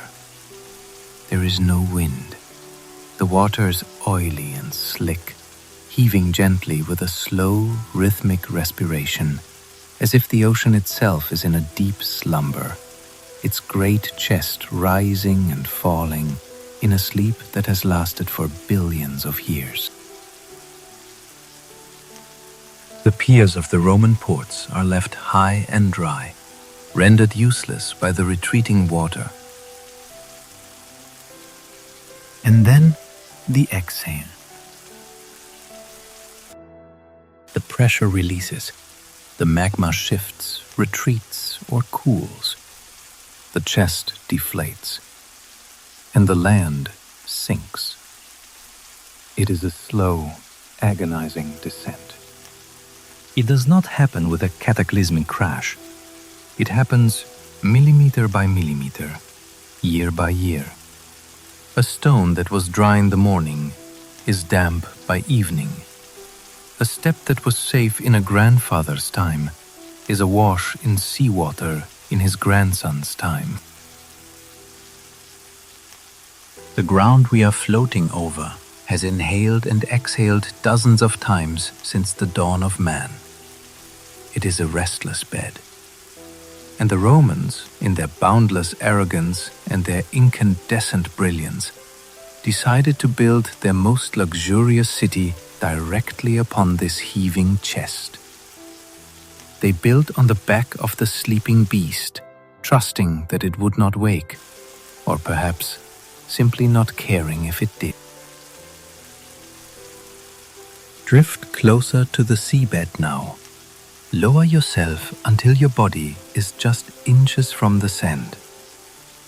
There is something I want you to see, something I want you to feel. Do you see the small disturbances in the sand? Little craters no bigger than a coin, scattered across the bottom like pockmarks. Watch them closely. Bloop! A single bubble rises, then another, and another. A steady, rhythmic chain of silver spheres, wobbling as they ascend through the water column, catching the beam of your light like a string of pearls. Now, hold your hand flat over the sand, just above the source of the bubbles. Wait for the sensation. We are preparing to descend. There. Do you feel it? Warm. It is a faint, ghostly warmth, but it is unmistakable against the pervasive cold of the deep sea. The water here is heated. This is not the residual heat of the sun, filtering down from the world above. This is the primordial heat of the planet's core, bleeding up from below. These are fumaroles, volcanic vents. The beast is still breathing in its sleep. The water emerging from the sand is superheated, rich in minerals, smelling of sulfur and iron. If you could smell through your regulator, the scent would be sharp and pungent, the smell of rotten eggs and struck matches. It is the ancient smell of the underworld. These bubbles are the whispers of the magma chamber. They are a constant reminder that the fire is not gone. It is merely waiting. The same energy that annihilated the ancient landscapes is the same energy that now warms these waters. It is a profound paradox of nature. The destroyer is also the healer. The Romans understood this. They did not fear these vents, they courted them. They captured this geothermal heat. They built great domed chambers over these fissures to trap the rising steam. They channeled the hot, mineral-rich water into pools lined with shimmering marble. They turned the very breath of the volcano into a spa. But the geology here offers more than just heat. It offers a landscape of dramatic, melancholic beauty. The slow sinking of the land created a coastline of jagged coves and hidden grottos. The soft, tough rock was easily carved. Before the first Roman bricklayers arrived, the wind and the rain acted as the primary sculptors. They eroded the cliffs into fantastic, surreal shapes, hollowing out caves where shadows pooled like dark water. Feel the equipment settling on your shoulders. It is a burden now, a deliberate weight of steel and lead. The tank on your back presses firmly into your spine, a solid grounding point of contact. The wetsuit clings to you, a second skin of neoprene, its tightness a reassuring embrace against the unknown. You sit on the gunwale of the boat, the black water lapping just inches beneath your fins. Imagine the soundscape of that primordial era. No human voices, just the constant, sibilant hiss of steam escaping from cracks in the hillside. The occasional rumble of falling rocks as the cliffs calved into the sea. The constant, low-frequency hum of the earth moving, a vibration too low to be heard, but strong enough to unsettle the birds. And the rhythmic crash of waves against a shore that was slowly, inevitably, changing its shape. This fundamental instability is the foundation of everything we now see. It is the tragedy written into the geology itself. The land was never solid. It was always temporary. Every column raised here was a wager against time. Every mosaic floor laid down was a beautiful, fragile covering for a moving target. As we drift over this volcanic sand, think of the fluidity of rock. We are taught that stone is permanent, that it is a synonym for unchanging. But here, stone is fluid. It flows like a river of immense viscosity. It rises like bread dough in an oven. It sinks like a failing soufflé. The darkness around us seems to press closer. Your dive light catches a ridge of rock that looks like a spinal column, vertebrae of tuff jutting out from the silt. It is covered in algae now, a fuzzy green velvet that sways with the water's every move. But beneath that soft, living veneer is the memory of fire. Feel the contrast in your own body. You're suspended in cool water, yet you hover over a hidden fire. You are utterly weightless, yet you are surrounded by the heaviest materials on Earth. The geology of Baiae is a story of submission. The rock submits to the fire. The land submits to the sea. And eventually, the works of man submit to the rock. We are drifting towards a darker patch of the seabed. The terrain is growing rougher. The smooth sand gives way to tumbled boulders, enormous pieces of the coastline that collapsed centuries ago during a particularly violent spasm of the earth. They lie in a chaotic heap, a graveyard of geology. Large, solitary groupers hide in the crevices, their gills pulsing slowly, supremely indifferent to the history of the rocks they use for shelter. You take a final deep breath. It is the last measure of surface air you will taste for a while. You bite down on the regulator. The taste is of rubber and dry, compressed air, the flavor of an alien atmosphere.